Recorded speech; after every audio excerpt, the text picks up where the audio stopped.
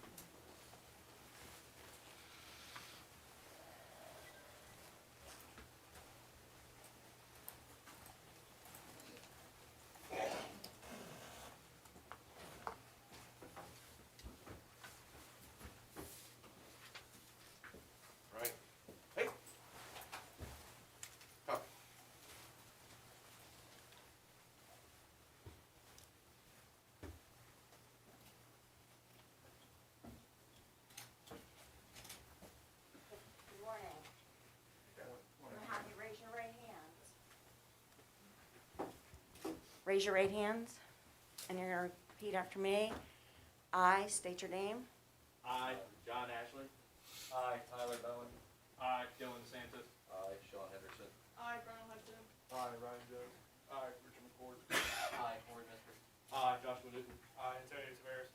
And together, do promise or declare Promise and declare that I will support the Constitution of the United States, that I will support the Constitution of the United States, and that I will be faithful and that I will be faithful and bear true allegiance to the state of Maryland, and bear true allegiance to the state of Maryland, and support the Constitution and support the Constitution and laws thereof, and laws thereof, and that I will, and that I will, to the best of my skill and judgment, to the best of my skill and judgment, diligently and faithfully, diligently and faithfully, without partiality or prejudice, without partiality or prejudice, execute the office of Deputy Sheriff for Calvert County, execute the office of Deputy Sheriff for Calvert County, according to the Constitution according to the Constitution and laws of the state, and laws of the state, and that I will not, and that I will not, for lucre or malice, for lucre or malice, delay any person delay any person applying to me applying to me for any business for any business belonging to the office belonging to the office I officiate in, I officiate in, and that I will not directly or indirectly and that I will not directly or indirectly ask, take, exact, demand, ask, take, exact, demand, receive from, or charge to receive from, or charge to any such person to my own use any such person to my own use any fee or reward whatsoever for any services that I may do as deputy of said office. And in making out the office fees, I will not wittingly or willingly charge other or higher fees than are allowed by law. Congratulations.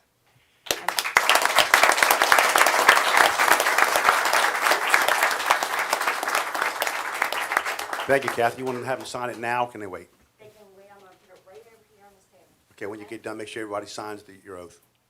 Now we will have our traditional badge pinning ceremony. We will do one at a time in the front. It's tradition that you have a family member in law enforcement, that they will pin the badge on their daughter, son, boyfriend, girlfriend, etc. So we'll do it that way. We'll have First Sergeant Selkirk call them out. And when the parents, here's their child or friend come up, they can come up to meet me, and we'll give them the badge and they'll pin them.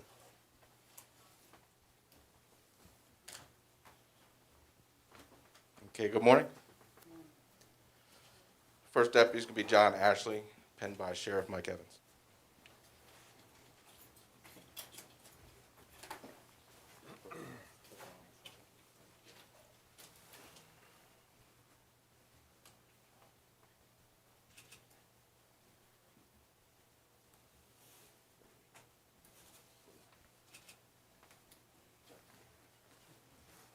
We'll sign him at the end. Okay. Second Deputy Tyler Bowen, pinned by Father, First Sergeant Brian Bowen of the Sheriff's Office.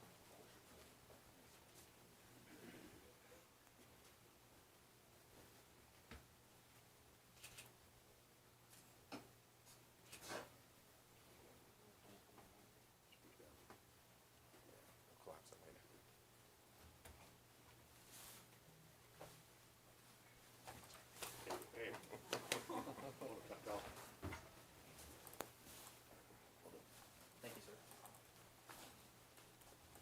sir. Deputy Dylan DeSantis, pinned by Sheriff Mike Evans.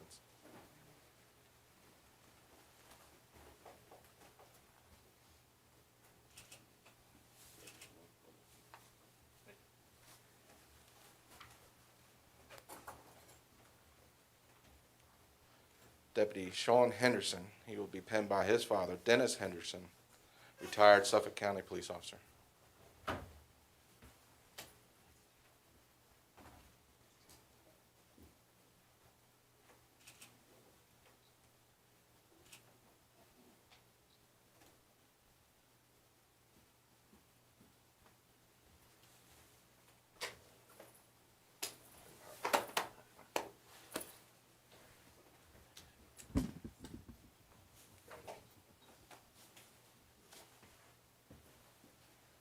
Deputy Brenna Hudson, pinned by her boyfriend, Sergeant Juan Morales, Charles County Sheriff's Office.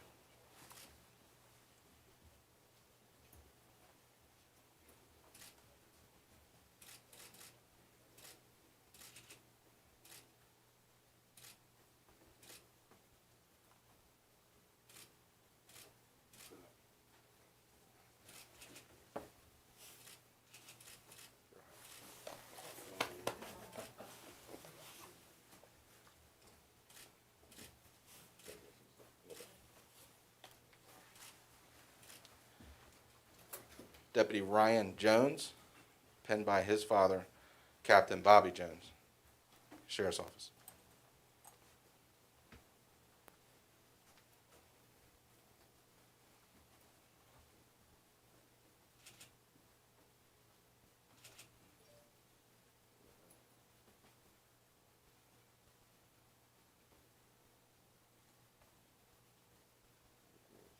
Need your glasses.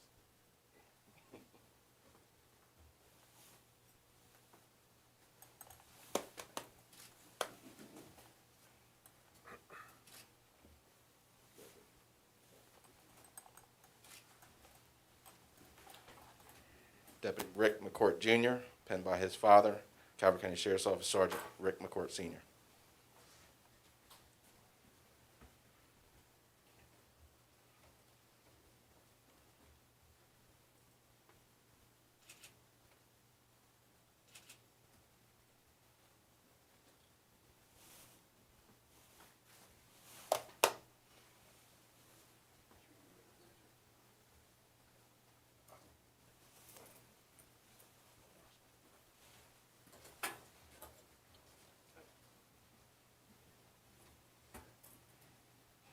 Deputy Corey Mister, penned by close family friend, Captain Naughton, Sheriff's Office.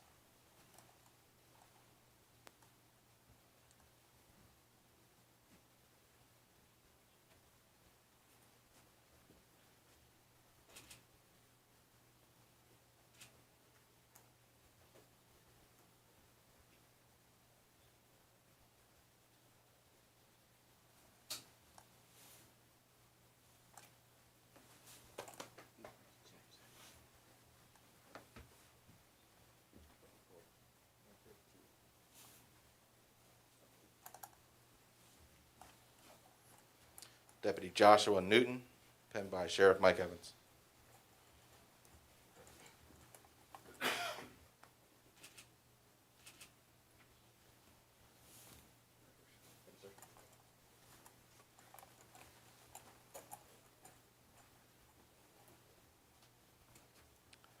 Last is Deputy Antonio Taveras, penned by his brother Dustin Flint, Customs and Border Patrol Police Officer.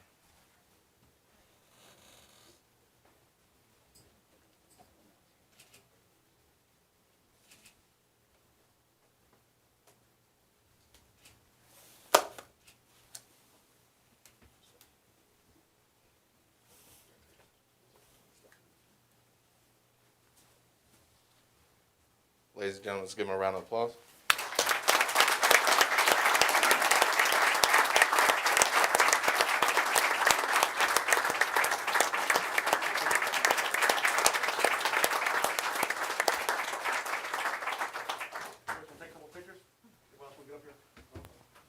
Command staff personnel.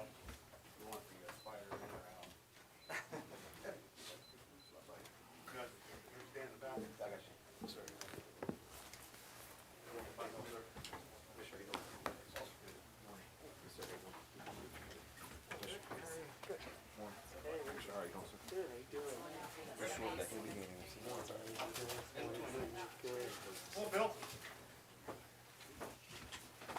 And your first job is to rest some of this candy before you leave.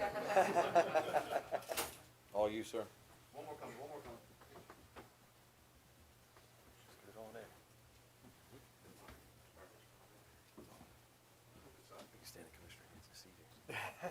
Can you stand up on the step?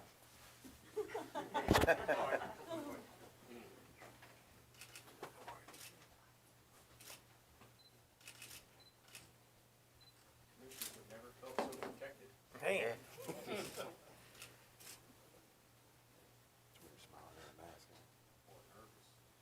There you go.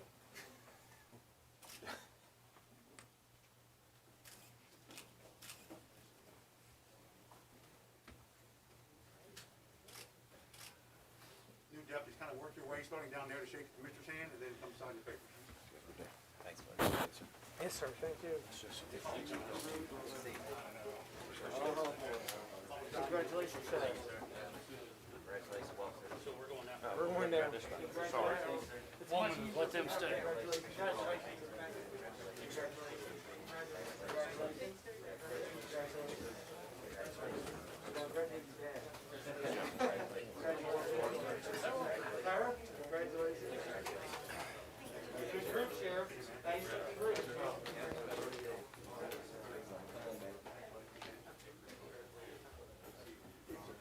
Start signing the papers. Good job, Robbie. Should be an alphabet. Do it one at a time. She'll take a picture for you. So while the deputies are signing their papers, I just want to say on behalf of the Board of Commissioners and all the citizens of Calvert County, we want to congratulate you on stepping up and thank you. Because in this day and time, you know, it's not an easy thing to step up and be a police officer. But we appreciate your service and just want to wish you all the best and be safe out there.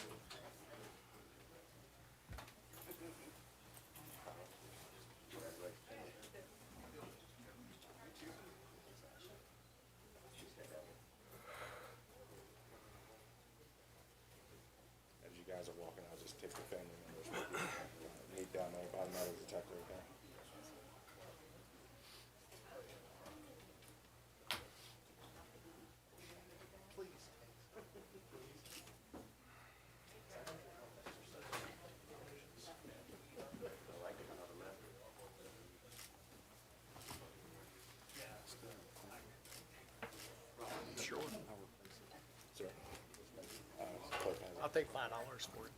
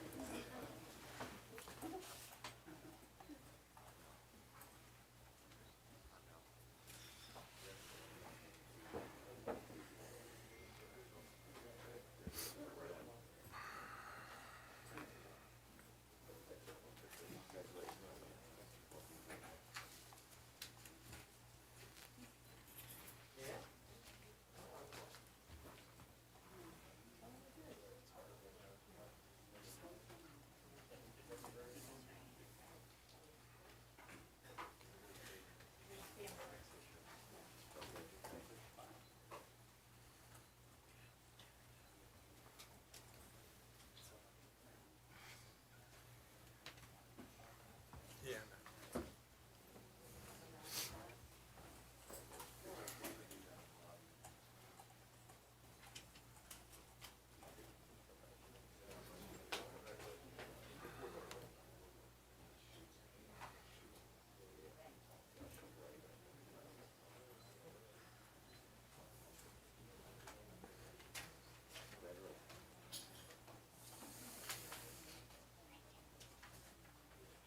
Family and friends. Walking downstairs. I'm not really taking more photos.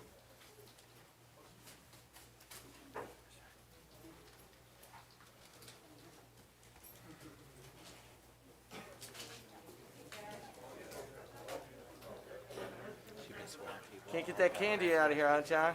Took their oath very seriously, did not take any candy. No. That was the first test. Now they can stay.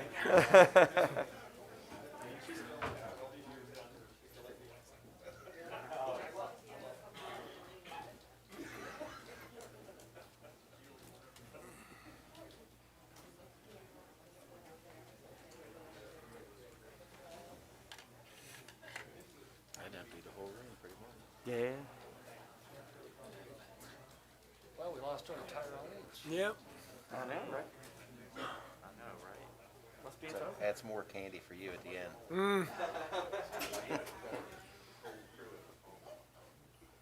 Sheriff Evans? Thank you, Commissioners, again for allowing us to do that. I also have another special presentation. Crime Solvers has been in Calvert County since the 80s. I remember being a trooper back in Crime Solvers, but in the past 2 decades, I've, just some statistics. We've been part of the Crime Solvers Network.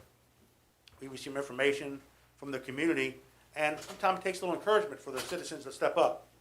The Crime Solvers offers up to $1,000 in reward information, leads to an arrest of a black male person, or find a wanted person.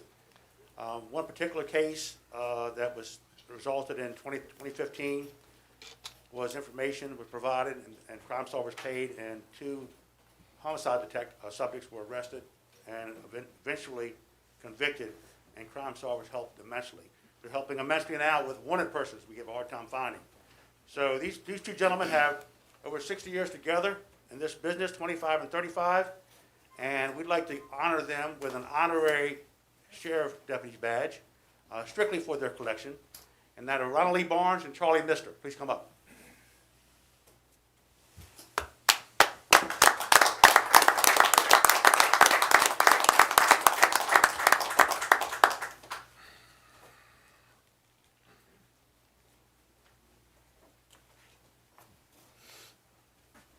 I'm not going to pin you.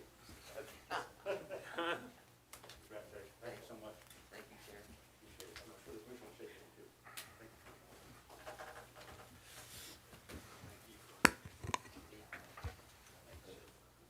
Good to see you. Congratulations. That's okay. Congratulations. Thank you for your help. Hey, good to see you. Congratulations, sir. Thank you. Thank you very much. Thank you, sir. And gentlemen, I guess if you want to say a few words, you're welcome to it to Mike, but thank you so much for being here. You're fine? Thank you again, Commissioners, for today. Appreciate it. Thank you, Sheriff. Thank you. So today, we, in the audience, have Delegate Mark Fisher, and also we have State's Attorney Bob Harvey. Good to have you with us today. And I think we also have a young man from Senator Cardin's office supposed to be with us today. You want to come up and introduce yourself? Sure. Is there a particular area? Microphone, please. Well, good morning, everyone. Happy to be with you all. I'm a Senator Cardin's Southern Maryland field rep. I'm new to the job, but I'm not new to Southern Maryland. I graduated at Charles County Public Schools, and I also attended St. Mary's College. And I lived in Drum Point for a few months after I left my parents' house. So I'm familiar with all three counties, and I'm happy to be with you all today. Main point of today was introducing myself to the county commissioners. I also want to make sure that you guys are aware that Senator Cardin has released his earmark pamphlet for FY 2023. We are now accepting earmarks requests. We ask that you submit those requests to us by late March of next year. We are expecting an increase in earmark requests, although Senator Cardin received I think it was like 96% success rate on his earmark request for FY 2022. There's no guarantee that we'll be that successful in FY 2023. So if that's something that your county is considering, I encourage you to submit those requests as soon as you can. And feel free to CC me on that to make sure that I keep a close eye on that and follow that through. With that, I don't want to take too much of your time. I see you have an aggressive agenda. If there's any questions, happy to take them, but I just want to make sure that you guys know that I'm here. I work for you. I am working with you and your constituents, and I just want to make sure that don't hesitate to reach out if there's anything that I can do. All right? Well, welcome, and we appreciate you coming today and to introduce yourself, and we'll certainly get you an earmark, and we hope to be part of the 96%. Excellent, excellent. Who could I give this to? Thank you. You have a great day. All right. Next item on the agenda is a Department of Planning and Zoning Consolidated Transportation Tour.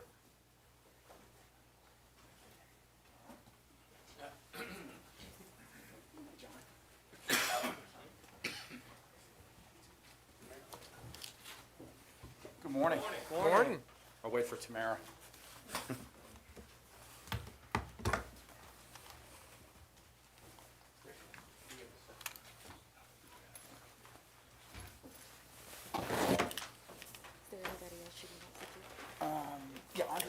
Andre, come on up, and then we'll just, I guess, probably just rotate. Tamara, you want? We'll rotate in and out. Maybe I can see now.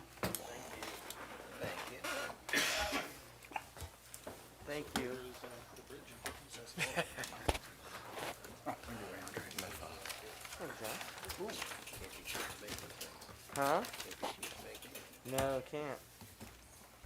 You guys know you left me the remote control. It's dangerous, right? We have final say over the remote control. And if it doesn't work, just say next slide. They'll Yeah. change it for you. Change it for you. Well, Sometimes I don't think it we have doesn't any work. slides, so. Well, good morning, gentlemen. Good It's a morning. pleasure to Morning. have you here with us today. Thank you, sir. Absolutely. Floor is yours. Thank you. Commissioner President, Commissioners, thank you for the time today. I also want to acknowledge Delegate Fisher. I'm not sure if we have any other members from the delegation here, but I appreciate the time to be here today. Good morning. For the record, I'm Sean Powell, Deputy Secretary for the Maryland Department of Transportation. Secretary Slater sends his regrets. Hopefully he can join us in person next year. I think I did this one in person 2 years ago, which was really nice. It's always nice to be in Southern Maryland. I live right across the river in St. Mary's. So. Well, we got to see you in Ocean City, too, Oh, didn't we? you did, and Yes. that was a great meeting, so we Yeah. appreciate your time there. Again, thanks for inviting us to provide an overview of our draft 6-year Consolidated Transportation Program, commonly known as the CTP, which will cover fiscal years 2022 to 2027. Now I'd like to introduce the Mdot team we have here with me today. Deputy Administrator for District Operations, Mr. Andre Futrell from State Highway. Also, Deputy Administrator Maurice Augustino, who is over one of my shoulders here.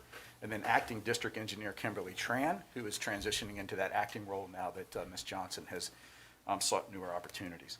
From the Maryland Transportation Authority, we have Capital Planning Director Melissa Williams. From the Maryland Transit Administration, Local Transit Support Director Travis Johnston. From the Maryland Motor Vehicle Administration, Chief of Staff Katie McAvoy.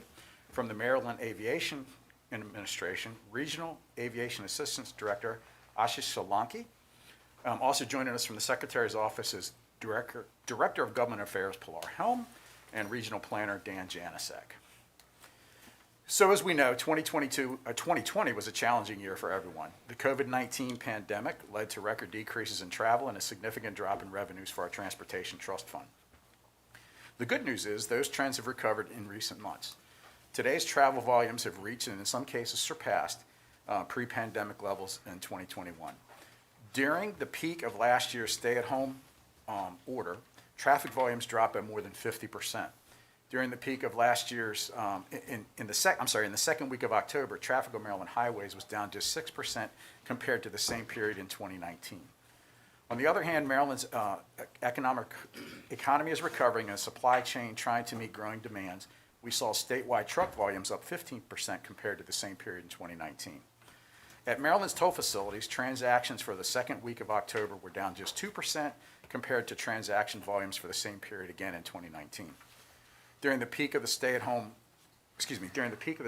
order, transactions on Maryland's tolls, bridges, and tunnels dropped 58%. Overall, passenger volume at BWI Thurgood Marshall Airport remains about 25% lower than the 2019 levels, as business travel still lags far behind the leisure travel, but air traffic does continue to grow on a weekly basis. The Port of Baltimore has seen a robust rebound from the pandemic, reflecting consumer demand for goods and Maryland's stature as a key hub for the growing e-commerce industry. Right here in Calvert County, Yesteryear Furnishings shipped their products through the Port of Baltimore. For more than a year, the Motor Vehicle Administration has operated under an appointment-only model to promote the safety and health of customers and our team members. During that time, the agency has significantly expanded its online service available through the innovative Customer Service Connect. As a result, MVA is now serving more customers online than ever before and serving more people overall than it did before the pandemic. Over on the transit network, the Maryland Transit Administration has played a critical role in making sure essential workers could perform their critical duties during the pandemic. Today, ridership across MTA core services remains consistent, and MTA continues to ensure bus and rail service remain safe and reliable for our customers. We're getting close to 60% of pre-pandemic ridership on our core bus systems, and the other modes of light rail, metro, and MARC continue with a slower recovery. We just recently resumed full schedule service on MARC and commuter bus, as many of your constituents here use the commuter bus service, as the return to work has started to people are going back to the office.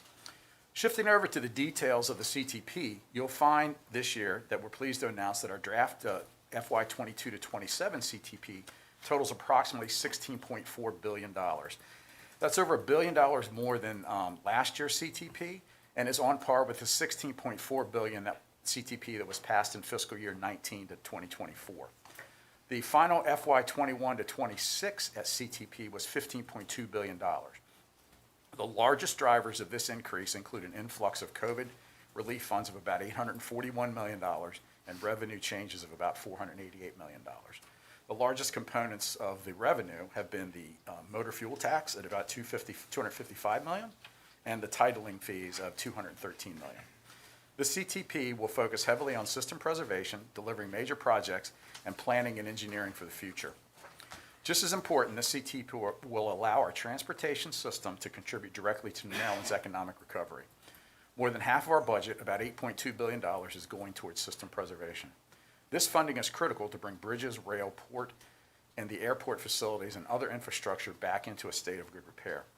We're also investing in planning and engineering to build a shelf of projects that will benefit residents and businesses for future generations. Looking ahead, we believe we have weathered the worst of the COVID revenue impacts and expect more revenues to return to pre-pandemic levels by FY 23. Federal COVID relief funds are helping us to bridge the gap until that time, but they will almost entirely be depleted by FY 24. The reason for the big focus on system preservation is that we have significant state of good repair needs throughout the state, currently in excess of $7 billion across all of our transportation modes. Much of our infrastructure was built decades ago, so we need to repair or replace many significant assets, such as major bridges and tunnels. We are facing $2 billion in state of good repair needs on our transit network. We have about a $4 billion backlog on our highway network. We have about $750 million in needs at our two main airports, BWI Marshall and Martin State, and about $100 million in needs at our aging MVA locations to make upgrades and enhance their already premier customer service experience. And more than $250 million at our port to modernize dated assets. And that doesn't include our need to maintain about 135 miles of navigable channels at about $100 million annually to ensure that they support the large Panamax ships that are now out there. As you can tell, state of good repair investments are a top priority for us, but we will continue to focus on building intelligence across our networks, delivering infrastructure projects in a way that incorporates technology and flexibility for future growth, providing safe and accessible mobility choices for all users, including pedestrians and bicyclists, that will consider the relationship and opportunities that exist between land use and transportation decisions, and establishing a sustainable, customer-focused transportation vision that incorporates roadway, transit, freight, air, and port infrastructure. This vision will set the foundation for our budget for years to come.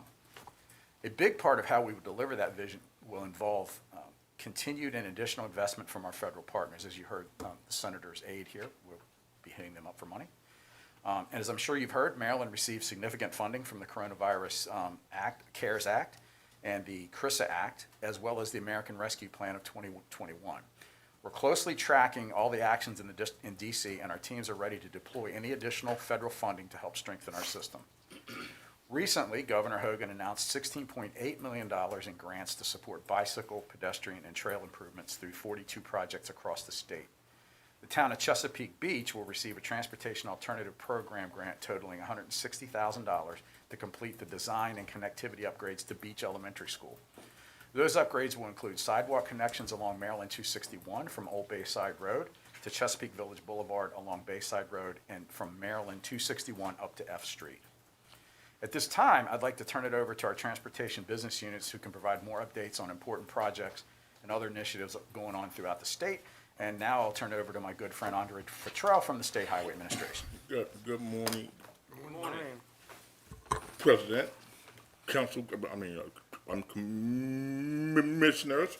My name is Andre Futrell, and again, last year we tried to never stop working during COVID-19. We tried to focus on construction and or maintenance with the budget constraints that we have. And the same thing holds true now, basically. And trying to maintain and preserve the system and good repair is our goal, our priority, the highest actually, okay? We have actually tried to use the paving, signing, the signal upgrade and so forth, try to make sure that we're able to kind of hold that. For example, Maryland 261, the project in North Beach, we ultimately raised the road bed and we actually upgraded the inlets to culverts.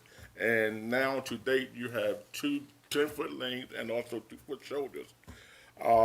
That's going very, very well, and we was able to do that this spring, so that job is done. And again, I want to thank actually the county for their help and also support as well. There was a $6.3 million project, which again, we like to thank the county, actually Anne Arundel County, because it had to involve the shutting down the whole road. And by doing that, we was able to place the actual structure and it's better at this point. So I'm very, very happy about that. Also, Maryland 4 at actually, Mount Harmony. We had that job and design. We hoping to have it done this year and hopefully have it in construction by next year. So that is where we're going to add a actual trying to restrict the left turns and also trying to enhance the actual safety going northbound. We do expect that to begin actually next year. At this time, we trying to build up a shelf load of ship projects that can ultimately have us in a place where that when actually the funding, it gets better, we will have jobs on the shelf actually. So very hopeful about that. With that, we're going to be trying to look at 3 different areas, which is asset management, accessibility, and also mobility. And by trying to do that, we're going to try to make sure that whatever projects that we develop, that are going to be in the mind of trying to make sure it can be used by everyone, bikers, pedestrians, buggies, or just anyone. So we're very hopeful about that as well. With this being said, in addition to that, we also use what we call actually, the contest guide. The contest guide gives us a chance to design a job with the mindset of trying to keep the focus on how can we support, trying to make sure that all of the users, the vulnerable users, can actually have access. So we are constantly doing that, and we're also trying to make sure that the state highway is trying to work hard in the area of Vision Zero, trying to make sure that whatever the job that we actually do is designed to help with that actually. Yes, and I just wanted to say that even in tough times that we are in budget-wise, safety is utmost our actual priority. And with that being said, I want to say that give us. I am happy to be here, and I think that is the end of my script, I believe. And I'm going to turn it over to my teammate from actually MDTA. Melissa Williams. Thank you, Andre. Thank you. Thank you, Andre. You can stay. This past It's like year, they're going up the to the- they're going to MDTA the made podium. great progress in preserving Maryland's You get a toll bunch of facilities and developing projects and studies to serve Marylanders into the future. Major construction on the new Nice Middleton Bridge project kicked off in July of last year. The new bridge will double the vehicle capacity, improve safety, replace the toll plaza with highway speed all-electronic tolling, and continue to allow tall ships to pass beneath. The new, wider, and safer bridge is expected to open in early 2023. In February, the Tier 1 Draft Environmental Impact Statement for the ongoing Chesapeake Bay Crossing Study was made available for public review and comment at baycrossingstudy.com. The MDTA held in-person and virtual public hearings in April, and the comment period ended in May. We expect to identify a selected corridor alternative and publish a combined final environmental impact statement record of decision in the winter of 2021-2022. The MDTA implemented temporary all-electronic tolling statewide in March 2020 as part of its COVID-19 response, and we made all-electronic tolling permanent in August of 2020. Construction for highway speed all-electronic tolling on new gantries and the removal or partial removal of the existing toll plazas is underway at the Fort McHenry Tunnel, J.F. Kennedy Memorial Highway, and the Nice Middleton Bridge. A study is underway for the I-895 Baltimore Harbor Tunnel Toll Plaza and interchange improvements, which will allow MDTA to bring highway speed all-electronic tolling to the Harbor Tunnel. The MDTA launched Drive EasyMD, the new home for all things tolling in Maryland. The April launch of Drive EasyMD included a new website, web chat, customer call center with expanded hours, text notifications, and more. Customers can now pay their tolls with EasyPass, Pay-by-Plate, or video tolling. EasyPass Maryland customers continue to receive the lowest toll rates with savings up to 77%. More features such as additional vehicle classes with lower toll rates and a mobile app are coming soon. Lastly, major ongoing statewide projects include the $1.1 billion I-95 Express Toll Lanes northbound extension program to relieve congestion and improve travel along the I-95 corridor northeast of Baltimore. Construction began in May on the major project to widen northbound 95 between Maryland 43 and Maryland 152 to make way for the extension of 2 northbound express toll lanes. The extension is expected to open to traffic by 2024 to Maryland 152, with the full extension to north of Maryland 24 open to traffic by 2027. Thank you, and I would now like to turn it over to Travis Johnston from MTA. Thank you, Melissa. Good morning, Commissioners. MTA is one of the largest multimodal transit systems in the United States, operating a local bus and commuter bus network, as well as light rail link, metro subway link, MARC train service, a comprehensive mobility paratransit system, and supporting locally operated transit systems statewide. The agency's goal is to provide safe, efficient, and reliable transit across Maryland with world-class customer service. The COVID-19 health crisis highlighted the critical role transit plays in connecting the region's residents to employment, healthcare, education, and other essential services. I'm happy to report that as of August 30th, all modes have resumed full scheduled service. MTA continues to make significant capital investments in state-of-good repair projects to ensure the transit system remains safe and a reliable transportation option for the region. Federal relief funding from the CARES, CRISA, and ARPA Acts have filled operating gaps and state-of-good repair needs. MTA will continue to prioritize funding for state-of-good repair projects across all of our modes, with particular focus on our older assets. MTA is also preparing for the future of transit. Recently, MTA published the agency's strategic plan for the next 5 years. The plan, Rebuilding Better, committed to an equitable transit future, will guide the agency's recovery from the COVID-19 pandemic and identifies priorities for the agency to create a brighter future for transit by focusing on technology, communication, collaboration with equity as the central focus.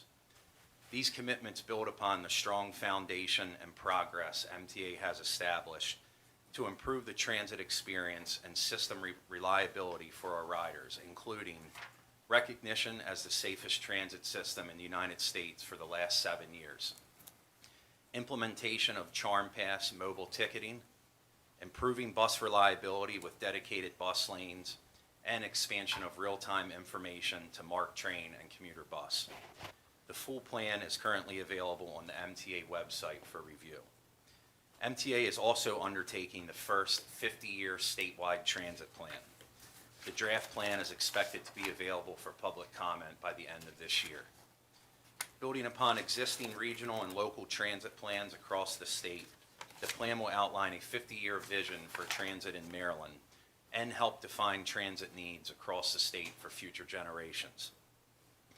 We look forward to working with Calvert County and stakeholders across the state to develop this long-term vision and framework for coordinated transit service in Maryland. MTA makes a significant investment in transit in Calvert County by providing $910,000 in FY22 operating and capital grants to support the local transit operations of the county. Additionally, and in response to the COVID-19 pandemic, Calvert County will receive $3.7 million in federal relief funds to support transit operations and capital needs for the county. Thank you for your time. I will now turn it over to our teammate, Katie McAvoy with MVA. Morning. Good morning. At the MBA, we continue to focus on providing premier customer service both in and out of the branch. We remain appointment only, allowing us to serve more customers efficiently. Most branches have returned to pre-pandemic levels or are exceeding monthly transactions from previous years. Online and kiosk services also remain a vital part of providing products to Marylanders statewide. Over the last 18 months, limited operations within our branches gave us the opportunity to examine how we could increase services and update existing processes to be more convenient. Some new changes include renewing a license up to 12 months in advance, requiring a new photo every 16 years. Marylanders were previously required to complete an in-person renewal every other renewal cycle, or every 8 years, to have an updated photo taken. Now, a photo taken with an in-person duplicate or corrected license transaction during the 8-year period will allow customers to renew remotely the next time they are up for renewal. We also extended the vision certification from 1 year to 2, allowing more customers to renew online. MVA offers more transactions online than ever before, and customers are taking advantage of those services more than ever. From March through August of this year, we saw an increase of 45% in online transactions compared to the same time period in 2019. Those services will only be enhanced with the final rollout of our modernization project known as Customer Connect in December. Phase 1 was completed in July 2020. Phase 2 will include driver services, driver enforcement, investigations, and financial services. At full deployment, Customer Connect will consolidate existing IT systems into a single portal, giving us a complete view of the customer and real-time updates, which decreases delays for our customers.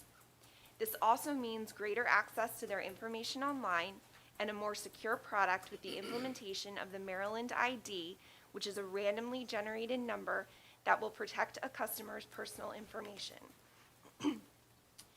For our CDL customers, expiration dates on all CDL products will be changing from 5 years to 8, the same as the non-commercial license.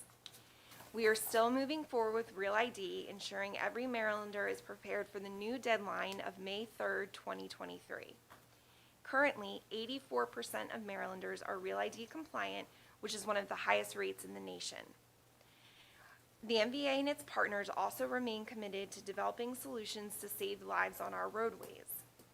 Last year, the state had the highest number of roadway fatalities since 2008, despite traffic volume being down as much as 50% at the height of the pandemic. We continue to see an increase in dangerous driving behavior, even as traffic volumes return to pre-pandemic levels. In September, Governor Hogan announced more than $38,000 for organizations and law enforcement agencies in Calvert County to address highway safety. And MVA's Highway Safety Office continues to push its overarching safety campaign called Be the Driver, focusing on a driver's responsibility behind the wheel. We strive to be the best in the nation in everything we do. I am very proud of our employees for doing an outstanding job in delivering on our customer service promise and continuing to think of new ways to evolve the MVA to better serve Marylanders. Thank you.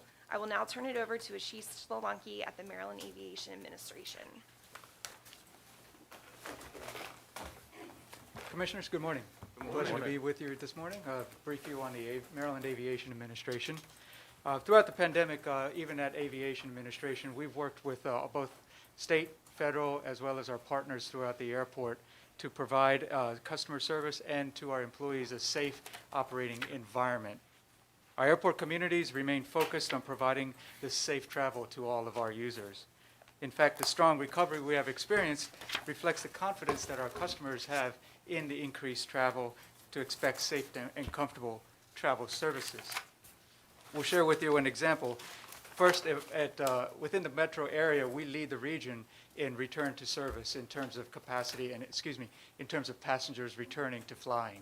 And particularly at our airport, we have received the top North American airport size category for the 2020 Airport Service Quality Awards.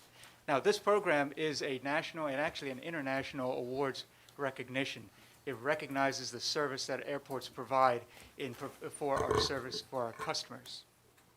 Now, to receive this honor during the pandemic, one of our most challenging times, is a testament to our employees as well as our airline partners. Throughout this pandemic, we have continued to innovate and provide new services to our customers, including the $48 million Concourse A 5-gate extension. Now, this new Concourse extension provides new food and retail opportunities, upgraded restrooms, and more capacity for Southwest Airlines. This new also, we have added new state-of-the-art electric charging stations at BWI Airport. This is part of the larger regional enhancement to our electrical resources available. Moving forward onto our capital program side of the house, as similar to you've heard with our other transportation business units, system preservation and resiliency remain our key focal points at the MAA's capital program. Driven by the need to provide exceptional service to our customers in the safest, most reliable, efficient system, we are providing improvements to airport connectivity. We're improving our aviation fuel storage facilities, electrical feeder replacements, airfield lighting vault replacements, as well as passenger boarding bridge replacements and improvements. Additionally, at Martin State Airport, as a designated reliever to BWI Airport, we're maintaining focus on providing that efficient regional air transportation services that service not just our commercial airline travelers, but also corporate, military, personal, as well as emergency operators throughout. Now, after a short pause due to the pandemic, we're moving forward in our capital program at the MAA, and the centerpiece of that improvement is the Southwest Airlines Concourse AB connector and baggage handling system project. This project, as was announced earlier, is going to transform a major portion of our AB connector. It's going to allow more enhanced travel experiences, not just for our passengers, but also support the future growth for Southwest Airlines. And improvements include common theme, concourse-to-concourse connectivity, new food, retail concessions, modern restrooms, expanded hold rooms, as well as all of this sitting on top of a brand new state-of-the-art new baggage handling system. And this will accommodate not just Southwest today's operation, but their future operations and growth as well. Now, this large-scale project is actually largely funded by bonds and airport revenue bonds, and this bond issuance was first delivered this summer, first time for Mdot. This also was well received, not just by our investors, but also by our rating agencies, reflecting on the strength of BWI. We're also moving forward on site preparation today for support for Southwest Airlines maintenance base.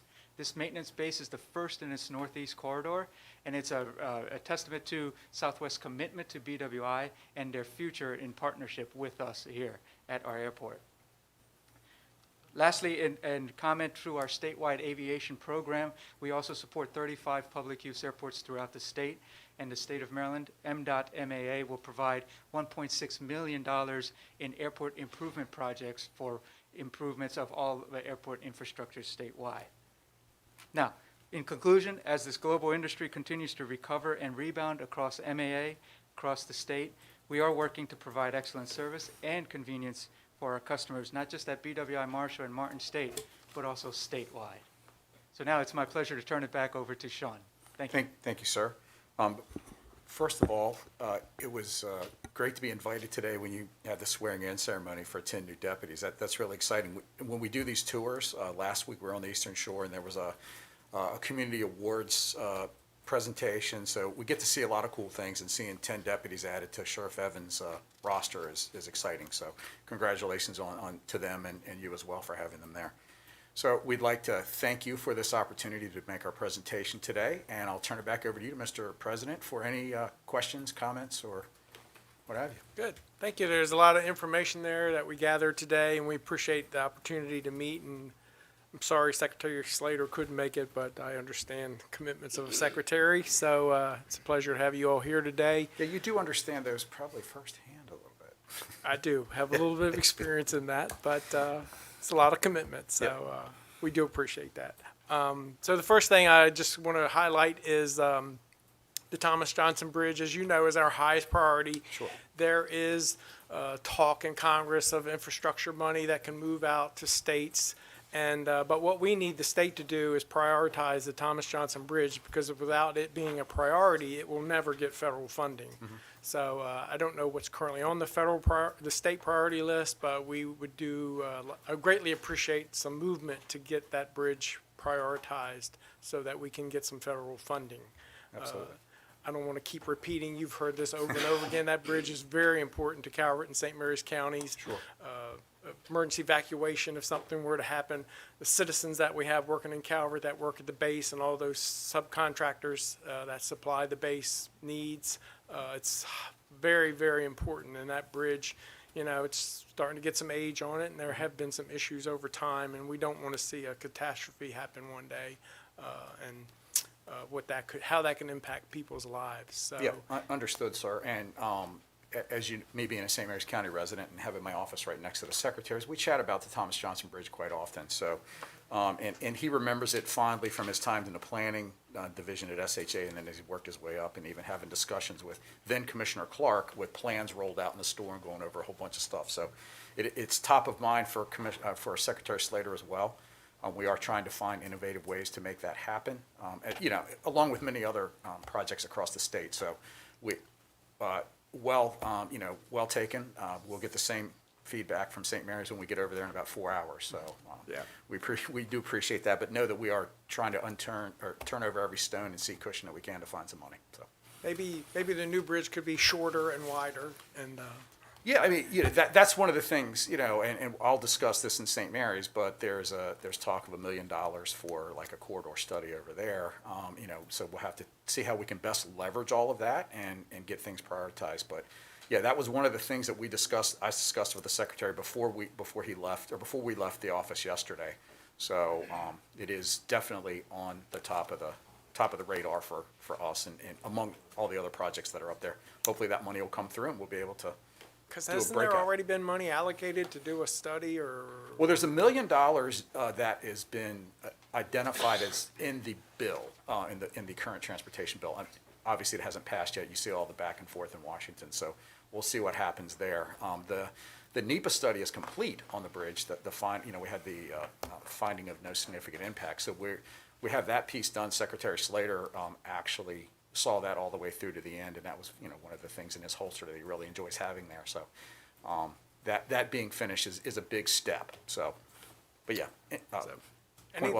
Anything we can do to facilitate that, you just let us know. Yeah, I envision that we'll have some sort of a conversation in the future where we get both Calvert and St. Mary's and the department together to see what next steps are. So stay tuned. We'll certainly want to have you at the table. Understand that there's a lot of big projects across the state, and you all have to prioritize your funding. Mm-hmm. But you know, for us, you know, it's our highest priority. So sure, and you know, I've had these conversations with the team on various projects, and you know, we have like the American Legion Bridge, which is a traffic relief plan, and even small projects in counties. You take the bridge up in Chesapeake Beach. That is a traffic relief plan to them or to you. So it's all relative to the scope and the size of the area. So we understand that everything like that is that region's traffic relief plan. So it was good to hear that revenues are coming back, and Yep. I think I understand the state has $1 billion surplus or something in that neighborhood. It's a little bit of money, yeah. Yeah, it's a little bit of money. And we were told last year that because of COVID, you know, we had some projects on Route 231 that were being pushed out, that were scheduled, but were being pushed out because of revenues. So we'd like to see those get back on track. You know, adding the turn lane on 231 from Steeplechase down to Mason Road, improving the intersection at Adelina Road and 231, and improving the intersection at Skipjack and Adelina Road were the three priority projects for 231. You know, that road sees a significant volume of traffic, and you know, I understand that I'll never live to see it dual. Hope that never happens, actually. But you know, those three projects were on the books to be under construction and got pushed. We would like to see those projects highlighted again now that revenues are starting to flow. You know, and thank you for that input. And you know, I guess it was 4 or 5 years ago, then Secretary Ron had mentioned that we would look at the intersections through the corridor to try to do those safety improvements as we go. And it seems like you all have adopted that approach, which is good. So that's what we'll focus on and seeing where we can find more money under the seat cushions to make these things happen. So it's just amazing how, you know, people think $1 million, it's a lot of money, but when it comes to a transportation project, it's nothing. It's you know? nothing. It's like, It's not a sidewalk. yeah, exactly. Yeah. And we have the situation at the Prince Road Rescue Squad, erosion of the stormwater that continues to erode, and I think at the last conversation we had, it was being designed and engineered, and Yes, sir. It's actually been designed. We have secured funding, and we expect to have that done here soon. If not this year, actually next year. that's great coming. news. One, one thing that I need to point out, when we brought this, you brought it to our attention, and then we took it to Andre, and Andre immediately, Andre's a boots on the ground kind of guy, so he gets out and he checks things out, and he declared an emergency in that location, and that accelerated the process and helps jump some of the steps. So thanks to Andre's quick view of that and working with Kim and her district team to get things moving. So message received, and he was the right person. I went to him first, so I was like, I know exactly who to call, and that's who I called. So Well, we consider that emergency too, since we have a brand-new $8 million building sitting yeah. there, and we don't want to see that fall into the ditch. yeah, that's and it's nice because now you have two new facilities in Prince Frederick, and you want to at least keep both of them for a while. For a while. Yeah. Yeah. I'm not sure that the fire department's ready for the rescue squad to bunk in with them just yet. Not so. quite yet. Yeah. Hadn't happened in 50 years, it's not going to happen. I know, isn't it? It's interesting how that happens in some locations and not others. Oh, it's history. Yeah. So we do appreciate movement on that, get that situation corrected. The other thing we talked about in Oceans at Mako in our meeting was timing of the traffic lights in Prince Frederick. You know, as I point out to people all the time, citizens always say we don't want to be like Waldorf. We have more traffic lights in Prince Frederick per mile than Waldorf does. That has a major road running through the middle of it. So timing those lights would create a lot more ease moving through Prince Frederick. And so any movement we could get on timing those lights, I understand that it's a matter of changing the lights out to have the technology, but we just want to highlight that again while we have you in front of us, that that's certainly something we would like to see happen sometime in the near future. Okay, and so as a follow-up from Mako, and it was a great meeting, by the way, for those of you who could attend. It was a very good meeting. In fact, I think almost your entire county attended our meeting that day, which was good. Not much time for us to go over everything, but just a quick status report on where we are with that. They are now working on the analysis for the light analysis, and they hope to have all of that finished in the next 6 weeks or so, so we can then take action to go on the next steps. And I don't know if Kim has anything else to add on that, but we brought that home and discussed that immediately. So Yeah, would be helpful. So I think that's all I have on my list, Commissioner Hart. So first to the young lady with the MVA, I have to tell you, when I have to go to the MVA, it's like I'm fearful of like going to the dentist office, right? It's like the last thing I want to do. So when I had to do the real ID, my appointment was 9:40. I got there at 9:20. The young lady checked my paperwork. I don't know, I was in my seat for 2 minutes. I was up at the counter, done, completed, and back in my vehicle before my appointment was. So my small little percentage, I like the appointment. That was the best experience I ever had, so I wanted to pass that along. I want to echo everything Commissioner Hant said. And the one thing I want to bring up, and I remember as a little boy watching that Solomon's Bridge be built. I know you guys hear it every time. I know there's absolutely nothing I can say you have not heard. You've heard it a million times, and you've heard it for years. The only thing that is troubling to me, and I know especially my folks that live down there, and that bridge is part of our daily life from going to work every day. I know how we do things. It goes in a CIP. If it's not in the CIP, it doesn't exist. So when I'm looking in the book, it's not in the book. So it doesn't exist. And there's probably a lot of goodwill and a lot of good conversations, but quite frankly, until we're in the book, we don't exist. And you know how long things take to do. So to even get to this level, I mean, it doesn't even seem like we're close to get to this level. And I know obviously it's cost and you weigh how many people live there, but I don't even look at the bridge. You know, some people look at it safety. It's not even just that. It's just when that bridge was built, and I'm sure you remember, I do. It's not built for what it's doing today. It's just inadequate. So whether the state views it as a safety problem. It's just not, it would be like saying we're using dial-up internet. I mean, it's really like that, and I just don't think we can get the right perspective on to where we go, well, it's not falling in the water. That's really immaterial, you know, whether it's gonna fall in the water. It just can't do what it needs to do. And I know we're a very small jurisdiction, and the Navy base might not be Andrews or something like that, but it's still extremely vital piece. And I know I don't have to sell you, you're down there. Yeah. But, I mean, quite frankly, until we can get in this book, we're not even at the starting point. So I don't know what it takes because, you know you're 4 hours from now, St. Mary's going to holler, jump up and down, and scream about the same thing. And Commissioner Hans brings up a good point. All we hear out of the White House is infrastructure, infrastructure, infrastructure. This has got to be part of that. Mm-hmm. It's got to be. I mean, when they started, when they put, I think it went into business in '78. Number one, they never could have dreamed it would take on what it's taken on. But there's never been any plan of, I mean, is it just there till Jesus comes back? I mean, it's just, there just was no thought past construction. And I'm not doing my job for my folks if I don't speak to it, but it's just, I don't know if that's been the view when they go through the list and go, well, is it going to fall in the water? No, next. Because we have been right up to it financially. Mm-hmm.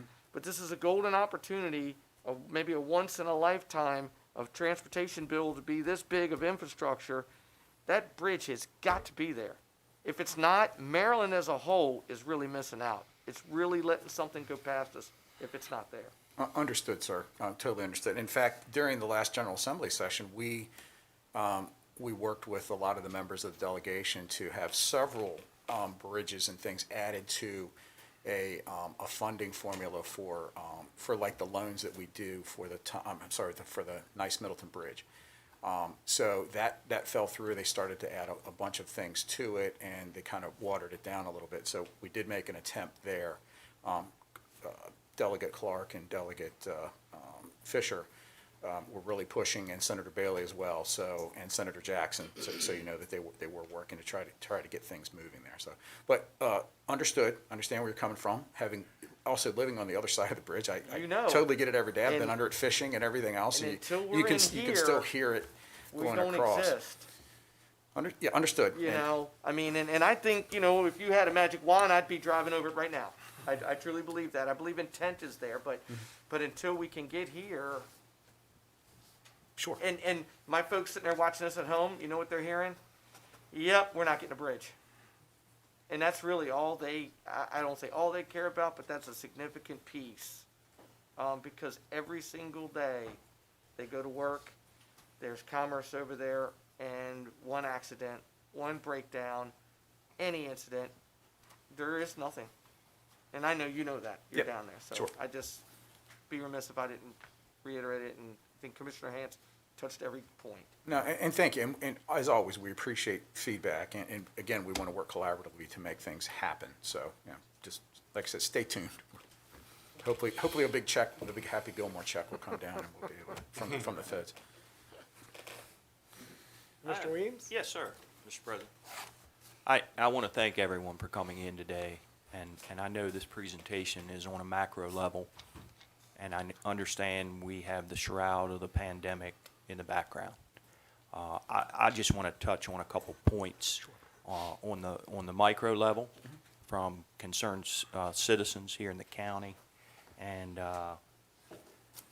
basically excessive high growth of the vegetation along our numbered roads, and that's what the citizens need to understand. This is the state numbered roads along 2 and 4 specifically. And then we also have a deer population that's out of control. So per the individual's comments, the deer feeding along the right-of-way and obscured by high vegetation limit passing motorists from taking preventive measures to avoid the startled animals should they move on the travel portion of the roadway. He also wanted me to make mention of excessive undulation and roughness at Hunting Creek Bridge, Route 4 northbound, Cocktown Creek Bridge, Route 4 northbound, Mount Harmony Road Bridge overpass at Route 260. I have a couple other notes here. Just prior to entering Prince Frederick on the northbound lane this morning, I noticed this. The guardrails that are damaged from accidents. They're either broken off or curled in a ball and they're not repaired. And in some instances, like the one I mentioned, it's for an extended period of time. Okay. And I understand, staffing is such, but then also just to segue upon Commissioner Hantz's, just be aware of Route 231 specifically for the residents of Mason and Tate Road. I know there's a plan that we're supposed to be working on diligently, but I would just ask for, continued progress on that. Absolutely. And I think that's all I have. Okay, thank you. Thank you.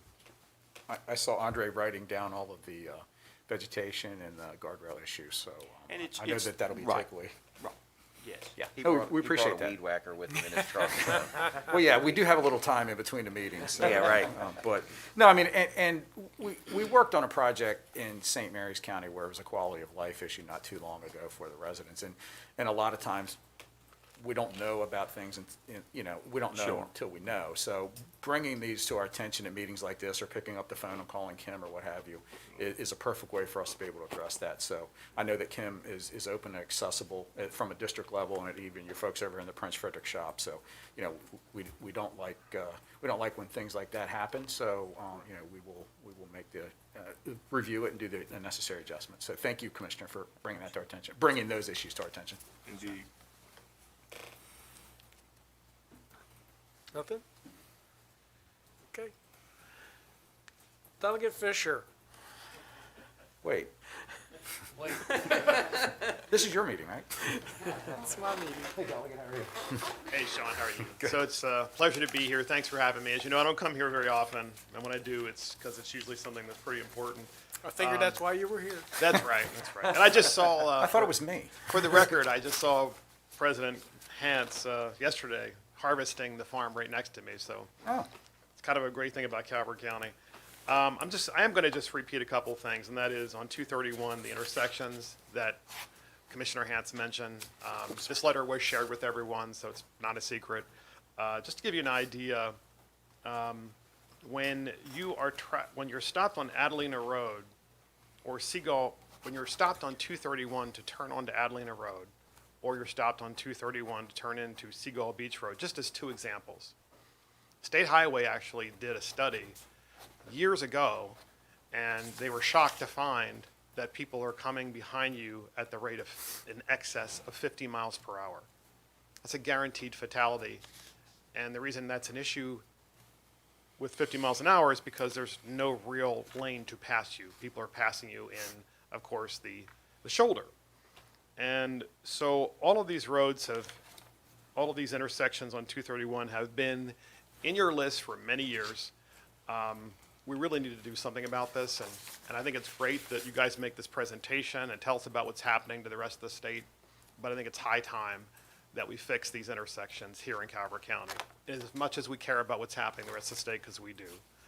I know that budget is tight, and I know that a lot of what you guys have, and I am very sympathetic, by the way, I know a lot of what you have to do is formula-driven. You don't have a lot of flexibility because of the way the budget is passed in Annapolis, and believe me, I'm with you. I'm with you, and the priorities that they're making you look at. The other thing is, two more things very quickly, and that is the trash on the roads.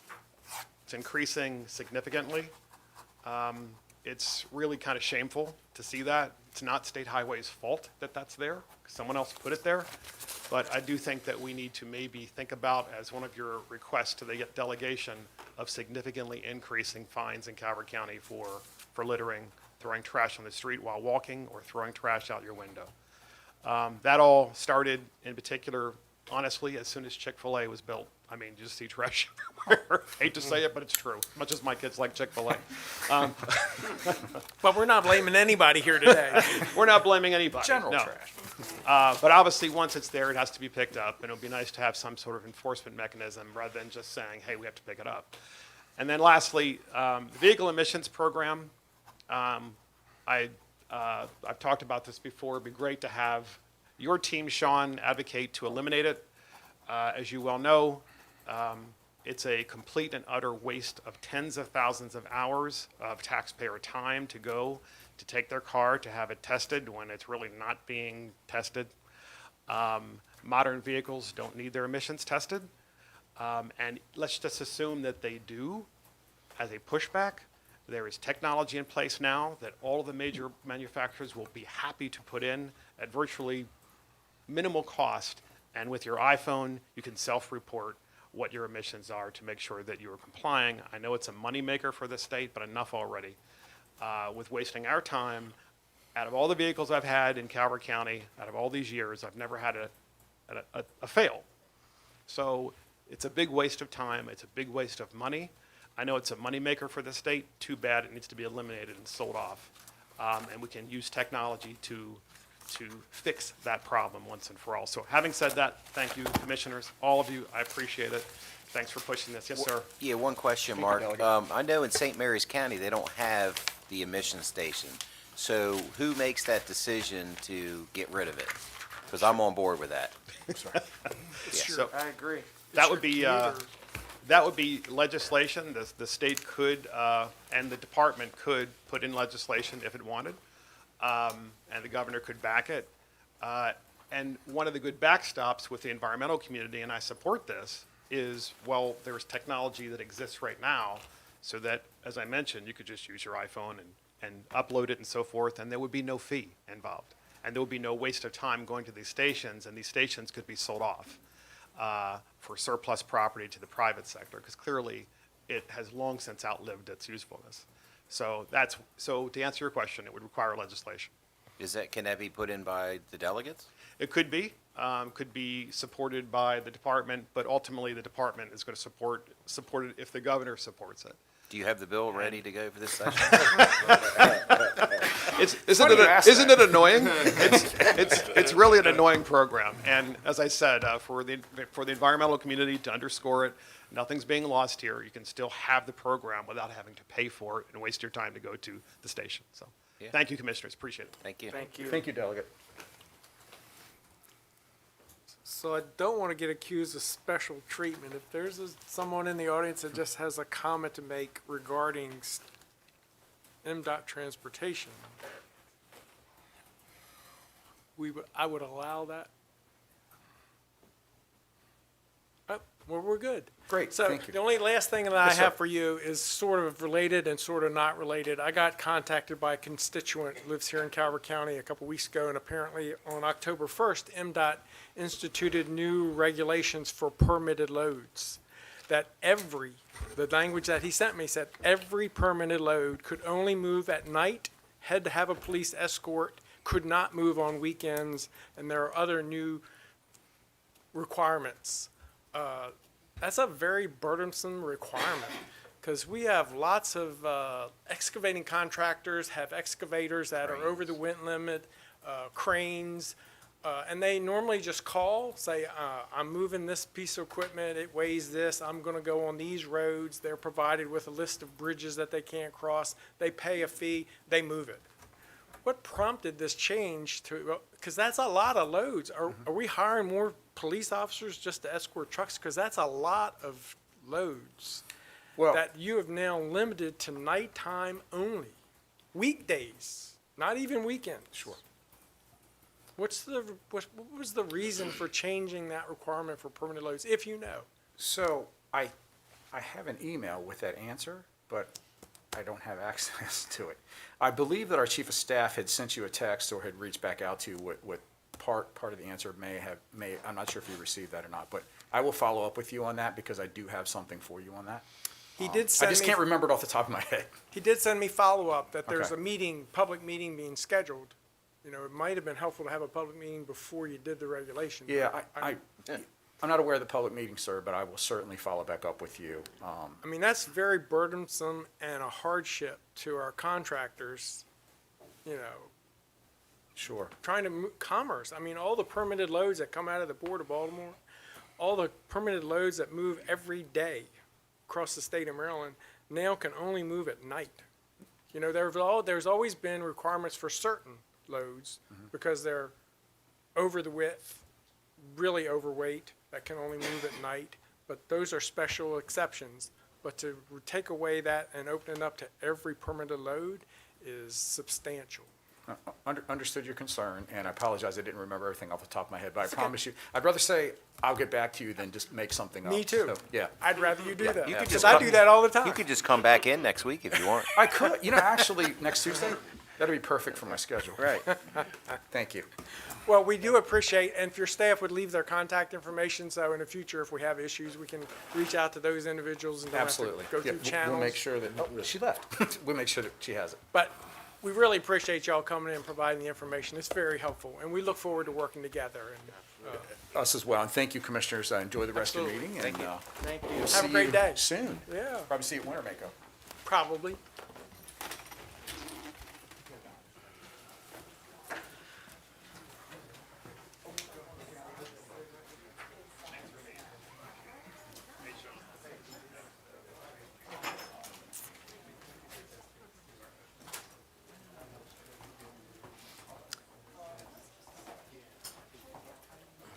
So the next item on the agenda is that we convene as the Board of Health.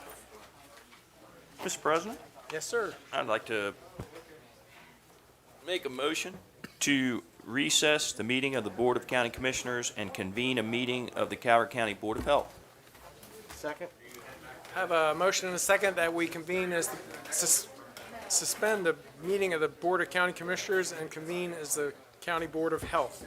Any discussion on that motion? Hearing none, all those in favor say aye. Aye. Opposed, motion carries. Good afternoon, or morning, still morning. Morning, Commissioners. I'm Champ Thomas, County Deputy Health Officer of the Calvert County Health Department. I'm sitting in substitute for Dr. Larry Polsky, the Health Officer. Just a reminder, I am not a clinician. And that the formal presentation on the health status of the county is, I believe, scheduled for November 9th. Is that better? We want to make sure they can hear you. So I know there was not a specific agenda for the meeting of the Board of Health, but we do have promising news coming out of the state fair and or county fair, and with schools in full session. Our positivity rate dropped last week with regards to COVID, so that's, to not use the word positive in the wrong way, that's encouraging. And so we're hopeful that steps that families and residents and businesses have taken are making progress in the community. Currently, there are 6 patients in the hospital with COVID, 2 are in the ICU and 4 on the floor. Hospital has 8 beds typically available. Depending on staffing, they'll have a number that may not be serviceable. So right now, they have 7 ICU beds that are full, 2 of those with COVID patients, 5 with other conditions. Despite COVID being the 900-pound gorilla in the room, there are other health department programs that are ongoing. Our mobile crisis team has been quite active. They're pushing roughly 150 engagements a month as they're being called out to respond to overdoses, suicide attempts, and other behavioral health crises within the community. It's been a nice partnership with public safety, the sheriff's office, EMS. It's a shared effort to protect the citizens and help them get back on a track and get their lives back in order. So So we're sad that we have to provide the service, but grateful that they're there, and we have a dedicated team that's really active and engaged in providing those services for the community. Other areas of the health department, we're starting to see a few cases of flu pop up within the state. We have not had a high number in the county. The schools have done on-site flu clinics for students. We offer it to the teachers as well. We continue to offer flu vaccinations at the health department on Tuesdays and Thursdays through our adult clinics. We also offer it on our mobile van activities, where we're also offering COVID vaccine. We're currently still offering vaccinations for COVID, as well as additional doses, third doses, boosters, whatever category you fall in, at the Skipjack Road location, as well as on the van. And without prolonging my report, in lieu of the more formal one that'll happen in a couple of weeks, I'm open to any questions. So there's no shortage of vaccines currently, right? Shortage would not be the word I'd use. We have adequate supply of Pfizer and Moderna. Our supply of Johnson & Johnson is not quite as robust. They had supply chain issues back in the summer. They're getting back up to speed. We do have all three on hand. The booster dose for Moderna is a half dose of what the regular. So there's a bit more logistics involved with that, and how many times we can puncture a vial of vaccine. But we have plenty available. We have open vaccination appointments. If you go to the Calvert County COVID-19 website, you can click in, schedule yourself. It'll list which vaccines are available at which clinics, and it gives you opportunity to register for the drive-through as well as the van-based clinics. Any questions? I have a question. For information to the public, I know COVID-19 demands all attention. Do you have any measures for flu vaccines coming up, or any type of clinics scheduled? We did the countywide clinic. We had a drive-through a few weeks back. That was well attended. We're continuing to offer flu vaccine. We do adult clinics on Tuesdays and Thursdays at the health department. They can come in to get a vaccine for the flu during those times, but every doctor's office in town, every pharmacy offers flu vaccine, so it should be readily accessible. And now is a great time to get it before the season hits, so your body has time to respond to the vaccine. Thank you.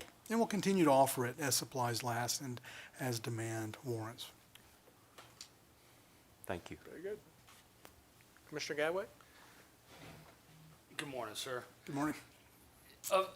Just so I can understand it, the 6 patients that are currently at Calvert, have any of those been brought into the county from other locations, or those pretty much, or do you know if those are all? I don't know their residency status. Okay. Our case rate seems to be somewhere in the 12% range per 100,000 on the moving average. I tried to ask Dr. Polsky this a couple weeks ago, and I didn't understand the whole response. If we're at roughly 12% per 100,000 on a 7-day average, how can you, or can you take that number and extrapolate how many people currently have COVID in the county?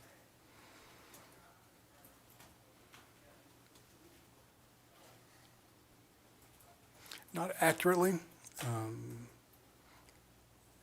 We use the positivity number as a proxy. And that's basically. So an educated guess?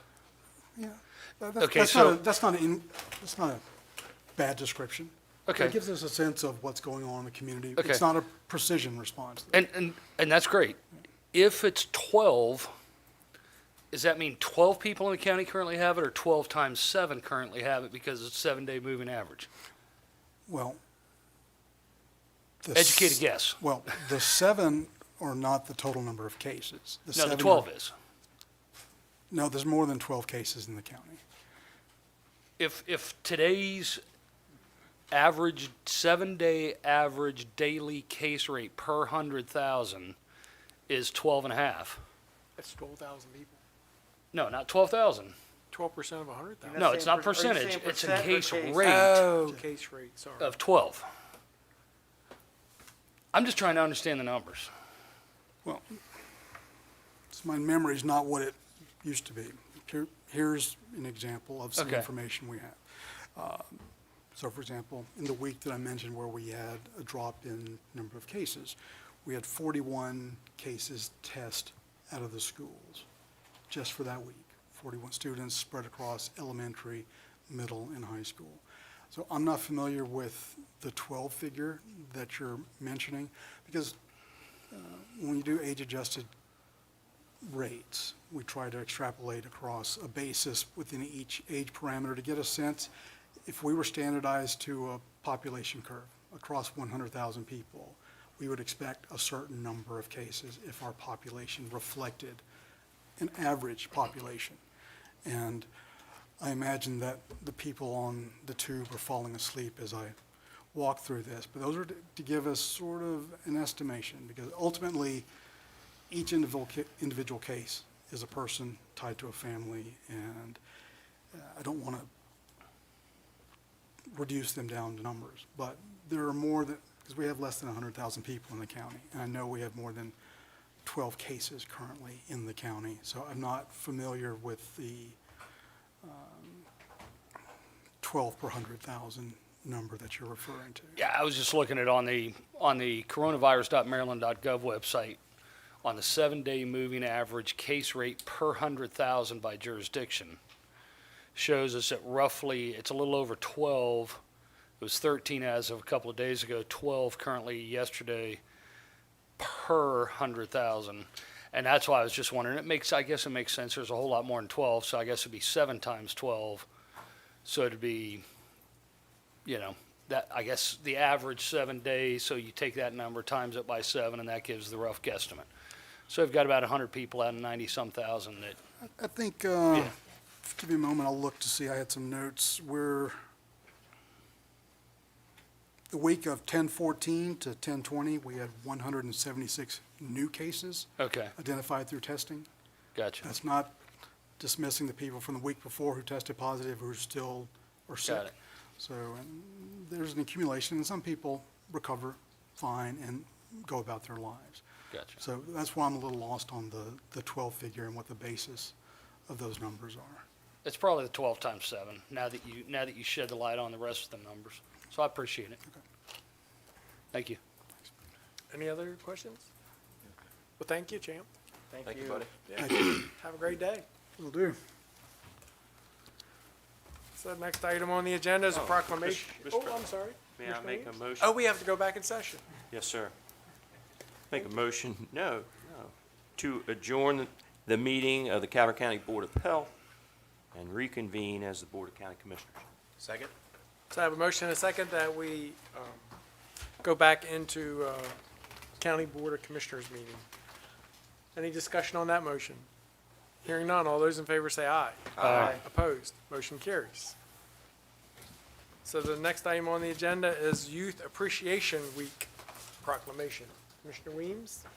Good morning. My name is Ed Dorsey. I'm with the Calvert Optimist Club. And on behalf of both our clubs, the Calvert Optimist Club and the Solomon's Optimist Club, I'd like to express our appreciation for your constant support of our celebration of Youth Appreciation Week. Unfortunately, I usually have 35 or 40 kids with me, but the clubs this year decided to forego the activities where the groups are put together just because of COVID. But thank you very much for the proclamation. Absolutely. Commissioner McConkey? Yes. I would just say I'm a proud member of the Optimist Club and the past president, and I thank Ed for all he does. Anywhere there's an event going on, Ed is always involved in it, so it's a great organization. So if you want to come up here, I'll read the proclamation.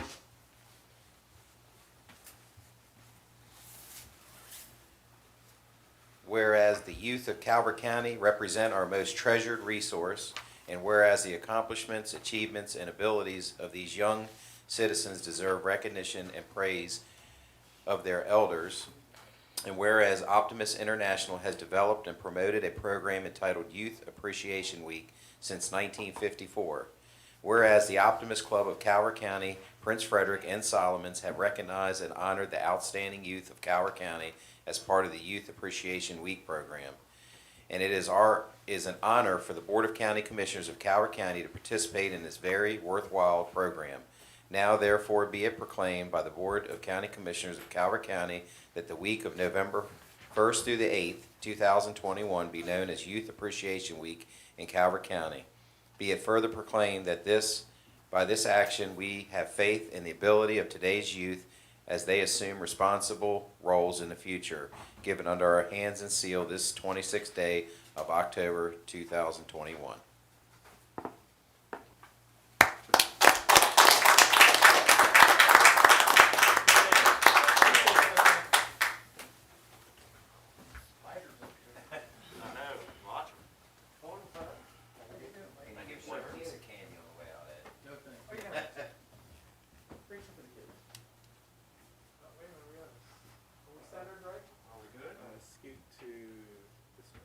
I say scoot.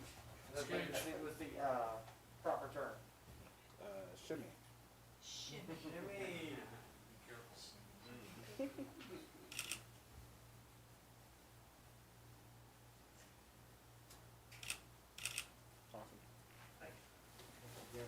Thank you very much. Thank you. Pleasure, sir. Thank you. Thank you, sir. Thank you for thanking me. Sir.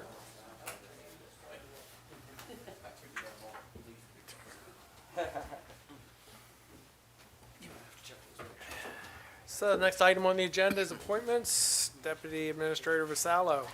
Good morning, Commissioners. You have 2 rounds of appointments this morning. The first one's for the Environmental Commission. And staff is requesting that you adopt and pass a motion to reappoint David Hardy and Amanda Knobloch to the Environmental Commission.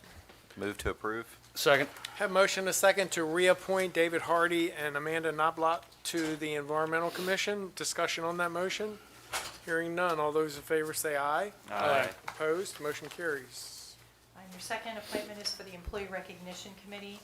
Staff is requesting that you adopt and pass a motion to reappoint Wes LaPrey to the Employee Recognition Committee. You'll have 4 vacancies following this appointment today. So moved. Second. Have a motion and a second to appoint Wes LaPrey to the Employee Recognition Committee. Any discussion on that motion? Hearing none. All those in favor say aye. Aye. Aye. Opposed? Motion carries. Next item on the agenda is consent. Are there any corrections to consent? If not, that item is, I guess I should read that item. The one item we have under consent today is Department of Public Works Annual Report for the MPDES MS4 permit. Hearing no objection, that item will be adopted. The next item on the agenda is new business. Item 1 is Department of Parks and Recreation. Director Nizal, who I don't see in the room. I'm going to pretend to be her today. All right. You're way too tall.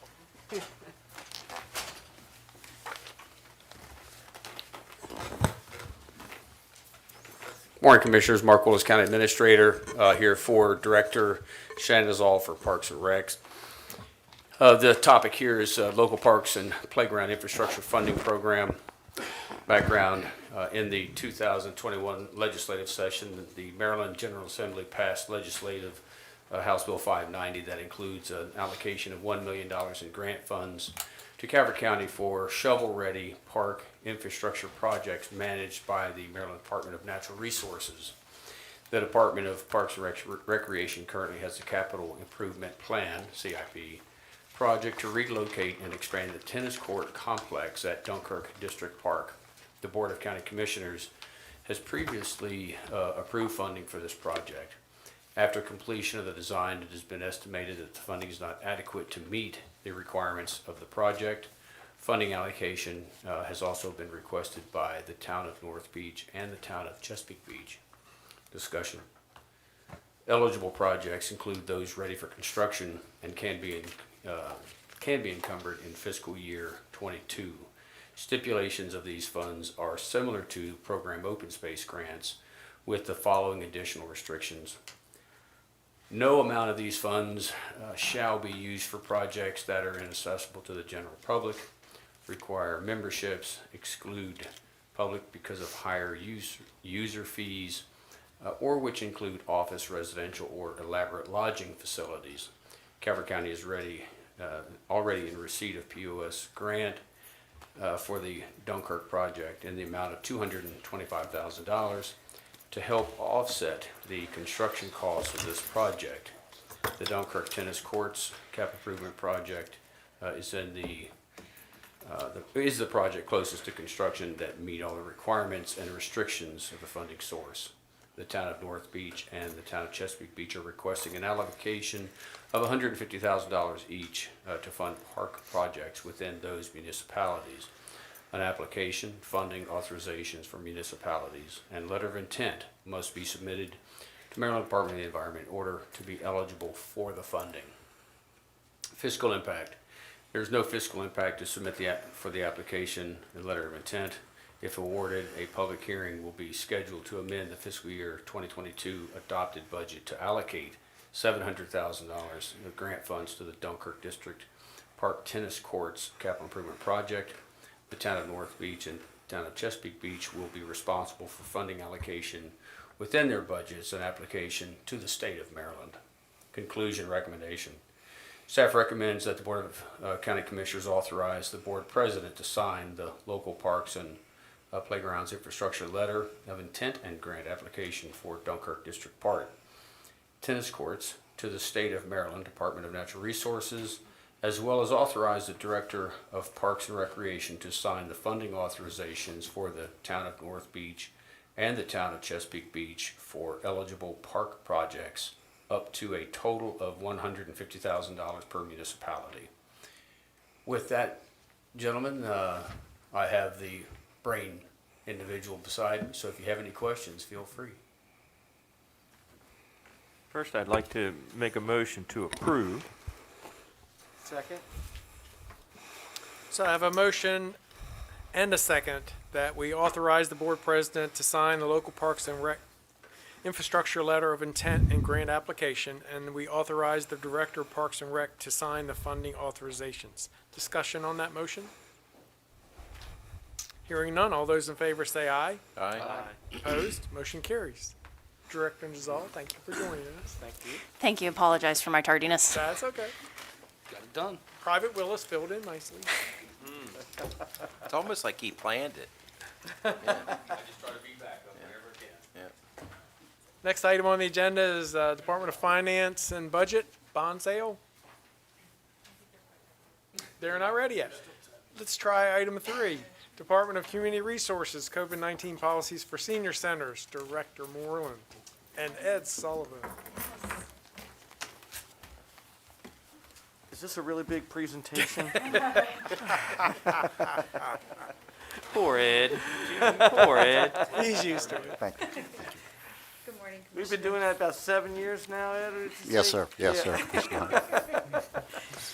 If they tease you, they like you. A Ed. few more years, I believe. Kindergarten, since kindergarten. Yeah, right. Certainly a pleasure to be here, and Jennifer Moreland, Director of Community Resources, and happy to say on camera that I have here with me our new Aging Services Division Chief for Calvert County, Ed Sullivan. So we're all very happy. Congratulations. Good choice. Good choice. Give a background on this item, COVID-19 policies for senior centers. COVID-19, a respiratory disease that spreads easily from person to person and may result in serious illness or death, is a public health catastrophe and has caused a disruption of services in Calvert County. The Center for Disease Control, CDC, provides COVID-19 guidance specific to adult day service centers because older adults and people with disabilities who are not fully vaccinated are at the highest risk for severe illness from COVID-19, which may include hospitalization, intensive care, and death. The guidance suggests that all vaccinated seniors should wear a mask and maintain a distance of 6 feet. Discussion. The Office on Aging Senior Centers do not have regular access to the medical records of participants to see whether or not they have been vaccinated. Participants have the freedom to come and go throughout the facility, access programming, and seek resources during regular hours. More recently, the CDC revised its guidance to say that people in areas with high or substantial COVID-19 transmission levels should resume wearing masks regardless of vaccination status. Almost all attendees are at a much higher risk of severe illness and hospitalization than the average Calvert resident. Taking prudent measures to decrease virus transmission protects vulnerable seniors and reduces potential stress on our hospital's capacity, especially as we enter the winter months. The Office on Aging is recommending policies at the senior centers to ensure the safety of participants and staff as long as COVID-19 transmission levels remain high or substantial in Calvert County. Fiscal impact none. Conclusion recommendation, if appropriate, staff requests that the Board of County Commissioners adopt the enclosed policy. Otherwise, staff seeks direction on this matter. So before you will see a copy of our recommended procedures, and I just would like to point out a few areas. The approach that we took, we looked at counties from across the state to see what they were doing, and we talked to our staff, and we talked to seniors as well. We wanted to do this in the spirit of cooperation with them and support for them. And so we chose a less rigorous policy than all masks all the time. What we decided is similar to a policy in Carroll County, where masks would be required in areas where social distancing isn't possible. And so primarily in our senior centers, that is our lobby when they first enter, and many of them come off the bus, our hallways, and small office spaces when they meet with staff. Fitness rooms, of course, are pretty small as well, so can't really social distance in them. But the vast majority of our rooms, our art rooms, our auditorium, our dining rooms, people have the opportunity to social distance, so we're not putting a mask requirement in place for those spaces. We also wanted to have a procedure in place for if somebody comes to the center sick. We have that policy now with staff. We don't have anything with seniors. So we gave them several different options: returning with no symptoms, or a doctor's note to return, or a test. So they have a couple different methods for returning if they are sick. We really just didn't want to put a huge burden on our staff or the seniors in this. We will make masks available if they don't have one. And like I said, our goal is that this is a cooperative spirit. We are not intending to push people out of the centers because we want them there. We believe that they're better there. And so this is in that spirit. Thank you. Mm-hmm. Ed, did you want to say anything? Well, I would agree with everything Jennifer has stated. Certainly, our staff understands the necessity and the importance of what we do, and that is meeting with our senior community in person. And we certainly are happy to be reopened. As one of the first counties in the state to reopen, we were happy to do so. We just also want to make sure that we're in tight, enclosed spaces, that we are protecting our staff and also protecting those seniors if we can do so in tight, enclosed spaces. So that is the spirit of this. And as Jennifer stated, we are certainly not, do not have the spirit of we want to, crack down on masks. That is not where this is coming from. We assure you of that, and our staff understands this. I mean, if we find ourselves in a situation where a senior doesn't want to wear a mask, but they want to meet with staff, we'll find a place where they can meet, where it's not a small space. I mean, this is adaptable, and I think Ed's approach is he's going to be meeting with the staff after this is settled, so that they understand that they need to look at ways they can work with each of the seniors. If I may make one more comment, we have spoken to numerous seniors, as all of you have. We've heard from many seniors who have no desire to wear masks, and we understand this. We have also heard from a segment in our community where they desire us to wear masks, and they would not return to the centers unless there is some form of the wearing of masks. And to be truthful, that is the truth of the matter. And so, thank you. Yeah, we feel this is a good middle ground. Commissioner Gadway?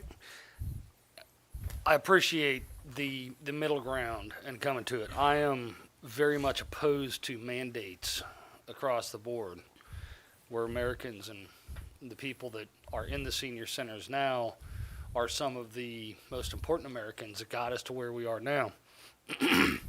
One of the questions that I have is, for example, paragraph 2,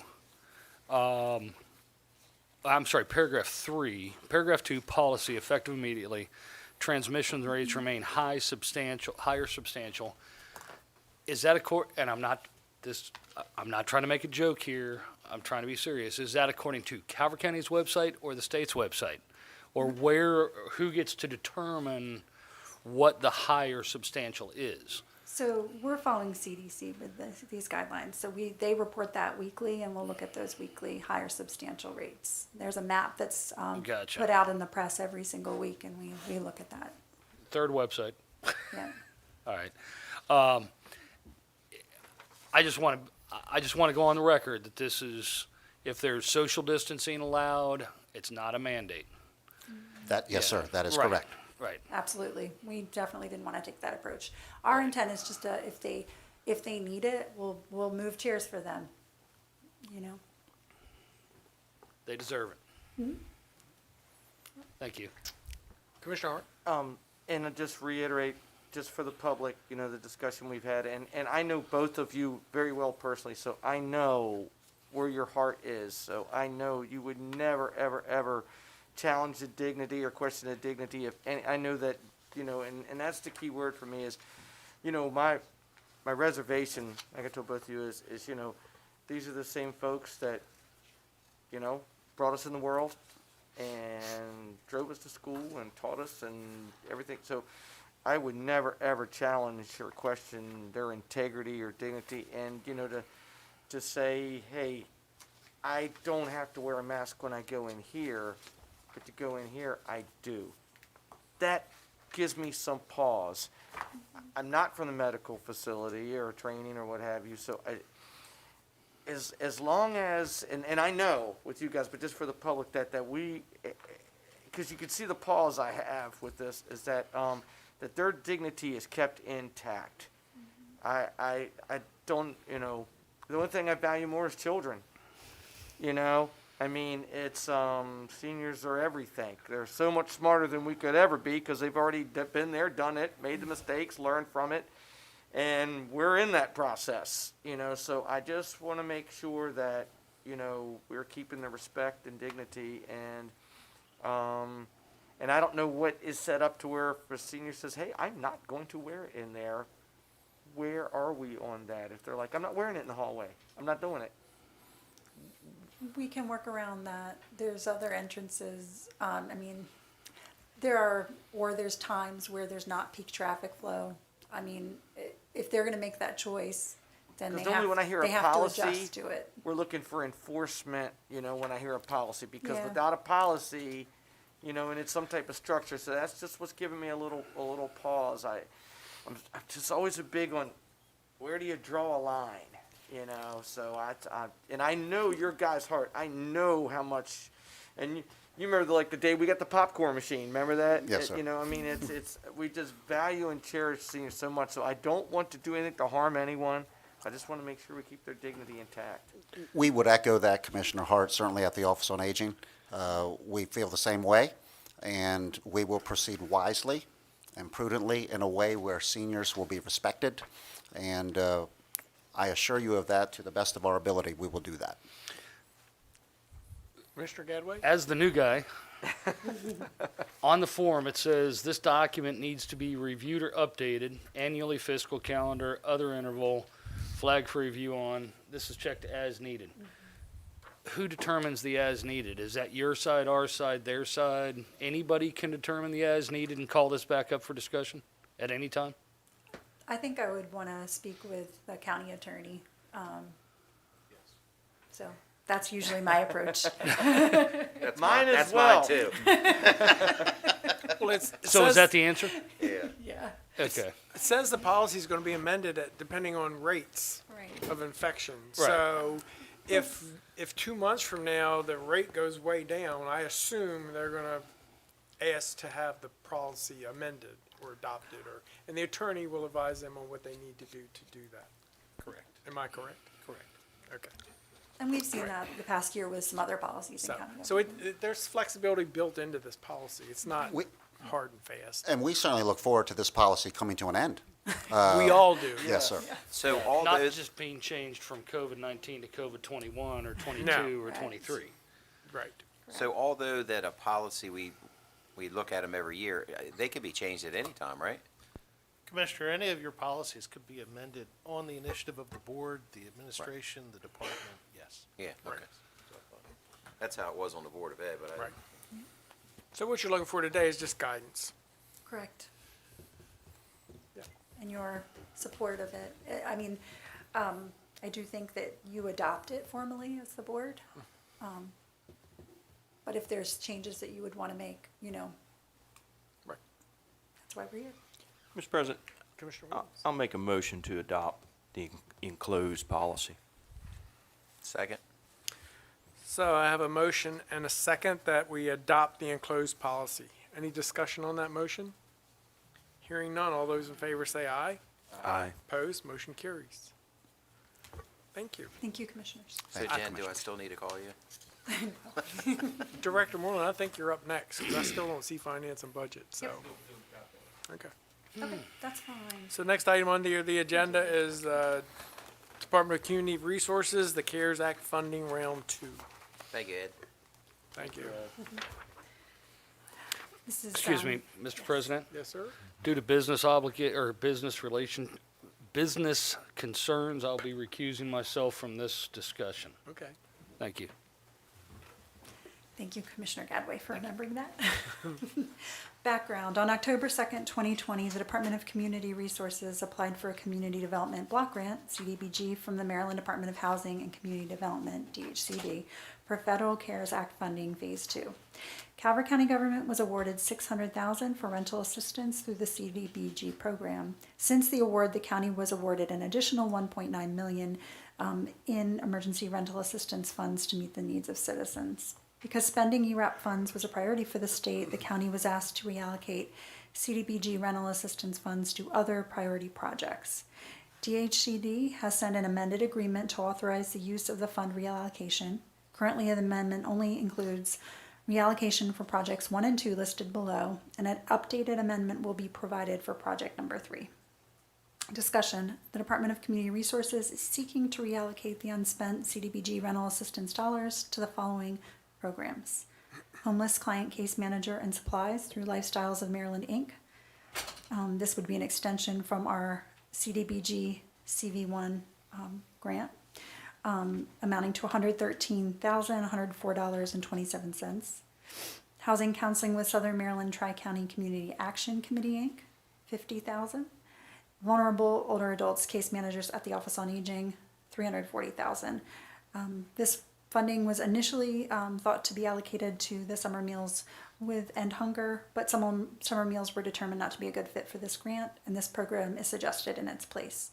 Details are being finalized and submitted to DHCD for final approval for the case management program. For reference, $96,895.73 was spent in rental assistance with this program before reallocations. Fiscal impact, none. No matches required. The county provides in-kind administrative support for this project. Conclusion recommendation. It is recommended that the Board of County Commissioners authorize the board president to sign the attached amendment from DHCD and corresponding subrecipient agreements, all of which have been approved by the Office of the County Attorney for legal sufficiency. So you will have 2 agreements, the Lifestyles Agreement and the Southern Maryland Tri-County Community Action Agreement, that correspond with this. And we will be back to you in November for the 3rd agreement. Well, actually, it's an internal program, but we'll be back to make that final amendment with DHCD. Do you have any questions for me? Mr. County Attorney, legally, we can reallocate these funds that were designated for rental assistance, Yes, sir, you may. just for the record. Yes. Any discussion? Questions? Motions? Mr. President, I'll make a motion authorizing the board president to sign the amendment corresponding subrecipient agreements. Second? Have a motion and a second authorizing the board president to sign the amendment corresponding subrecipient agreements. Any discussion on that motion? Hearing none, all those in favor say aye. Aye. Opposed, motion carries. Thank you, Director. Thank you. Those were some challenging words. Once in a while. I can stay if you want me to. Yeah. Next item on the agenda is Office of the County Administrator Compliance Agreement.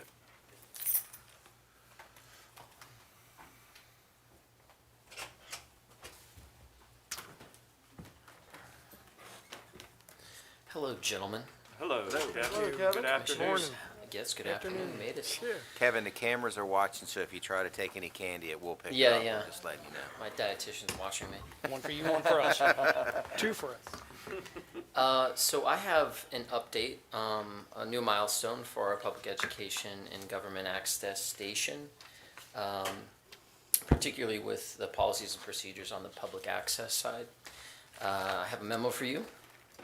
Background, the Board of County Commissioners continues to prioritize transparency through expanded communication of government actions and operations to the general public. Communications and media relations continues to promote public communication of government activities through a variety of tools, including the expansion of Channel 6 and 1070 on Comcast, Calvert County Government's Public Education and Government channel. In addition to expanding capabilities of Channel 6 and 1070, staff researched how best to provide access to allow the public to share their perspectives and experiences via the PEG channel, so long as appropriate guidelines were in place. Discussion. At the recommendation of the county attorney, and given the peculiarities of the subject matter, CMR engaged Craig Gilley of Venable in Washington, D.C. to finalize the PEG policy and procedures for Channel 6 and 1070 HD. Venable created the attached guidelines that allows for public use of PEG equipment and operations where appropriate. The policies and procedures will allow the public controlled access to production and post-production facilities for high-quality public access television. The compliance agreement will serve as the acknowledgement and agreement to comply with the terms of the policies and procedures. Fiscal impact is to be determined. We're anticipating a positive fiscal impact from potential fees. Conclusion recommendation. Staff recommends that the BOCC approve adoption of the policies and procedures and approve and authorize the broadcast manager to sign the compliance agreement on behalf of the county. Following approval, staff will prepare the official launch of Calvert Broadcast. You have any questions? Questions? Comments? Sounds good news, Kevin. It's pretty cool. Yeah. 2 years ago it was one guy and a camera, and now we have a television station and a team and modern communication channels. So it's pretty darn cool. Well, in today's world where communication is a struggle, anything that can help is great. That's our thought as well. And you know, we are 8:30 to 4:30, and those tools sit there overnight and on the weekends. And if the community can have access to it, to business incubator and development for the private sector, I think it's a win-win. So who would be allowed to use?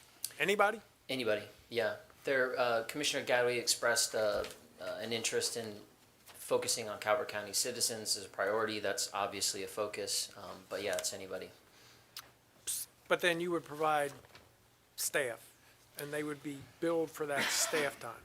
Essentially, we've been asked to participate in a workplace aggregator for the Career and Technical Academy at Calvert High, as well as the Digital Media Production Program at CSM. These students, whether in the high school or college, are looking for a place to cut their teeth, but also a paid internship.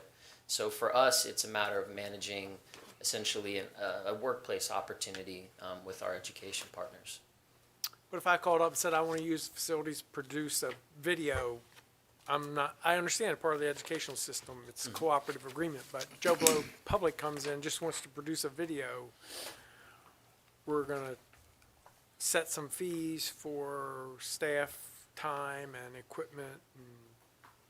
Correct, yeah, there's two routes. Either we can help partner with a private entity, a nonprofit, et cetera, in producing their content with them, or there's an opportunity for outside content that's already produced to be able to appear on the channel. So we have two routes to be able to service the community. Gotcha. And projections of possible revenue?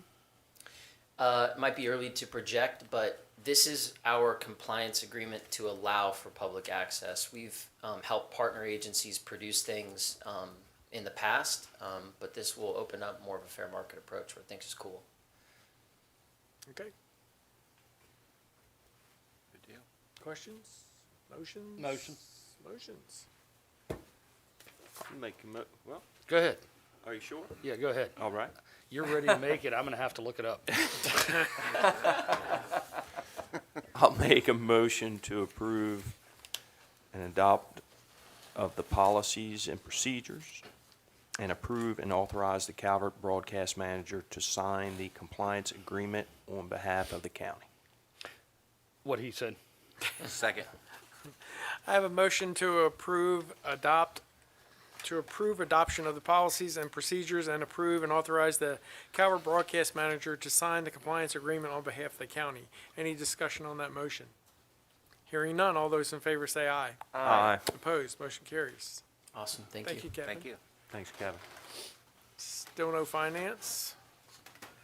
Next item on the agenda, item number 6, county attorney, consideration of provisions embracing public participation.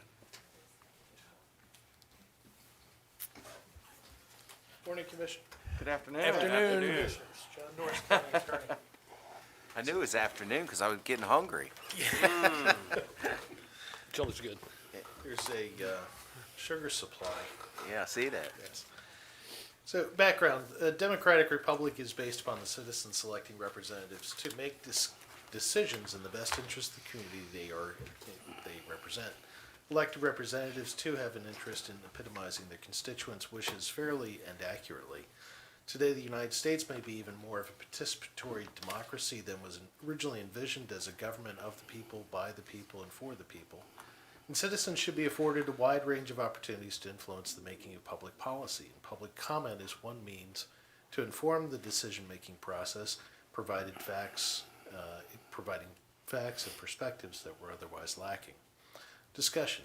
Presently, more than 50 boards and committees appointed by the Board of County Commissioners do not make provision for public comment within their agenda.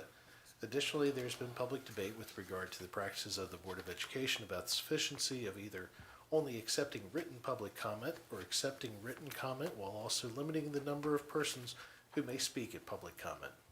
Individually, commissioners have asked what can be done to address these situations, to be transparent regarding the deliberations of these related topics as a board. The agenda item was requested. With respect to the Board of Education, commissioners have limited powers by state law. Since the Board of Education changed from being appointed by the county commissioners to being elected by the county voters, commissioners only have the power to allocate funding in very broad categories of expenditure. A draft resolution is attached requesting that the Board of Education open its agenda to hear all comments from the public and acknowledging that the difficult debate as pertains to policies implementing aspects of critical race theory require respectful discussions and acceptance of viewpoints different from our own, not the closing of public forums to air the discussion. With respect to the boards and committees, councils, and commissions appointed by the Board of County Commissioners, an appropriate amendment to Chapter 11 of the Code of Ordinances is the most efficient means of mandating provision for public comment within the board's jurisdiction. The draft ordinance has been prepared and is attached for discussion and includes the posting of written comments that are received. I'm requesting direction with respect to any changes you may wish to the resolution addressing the Board of Education's policies or adoption if there are no changes, and authority to schedule a public hearing on the proposed amendment of Chapter 11, Code of Ordinances of Calvert County. Commissioner Gadway, I love it. tell us what you really think. Any other comments, questions? I just want to make it known to the public. You know, Commissioner Nutter has tried and tried and tried to open this up to where anybody wanted to speak. So I don't want to just broad stroke. You know, he has tried. And on the last one, Dawn Belinsky actually voted with him on that, but it failed. The rest of the board didn't go for that. And I'm not trying to call anybody out, but it's not that. It's what we do. You know, when you're a public servant, it's what we do. And so, I don't want to throw shade on anybody, but he has repeatedly tried. I fully support him on that, and I hope that it gets heard. And hey, you know what? 200 people want to come here. I've sat here for that. You know, I've sat here for when the room was full and everything else. It's like my uncle used to say, it's the fleas that come with the dog. It's just part of doing the job, and I hope it gets heard. So, sorry. I've been one of those 200 on the other side. So I can tell you it does make a difference as a citizen being able to come in front of your elected officials and say what you got to say in a respectful manner. We hear it. And We hear it. I mean, anybody that thinks, and you know it, it's like you're on both sides now, that, oh, they're not listening. No, we hear it. You know when you're walking in. I will tell you as a human being, you know when you're walking in, you see the faces, you see people, they are saying to themselves, why do I have to be here? I've worked all day long. I am upset. I am here. Very rarely is somebody coming to take time away from home to go, hey, I just wanted to say hi and you're doing a great job.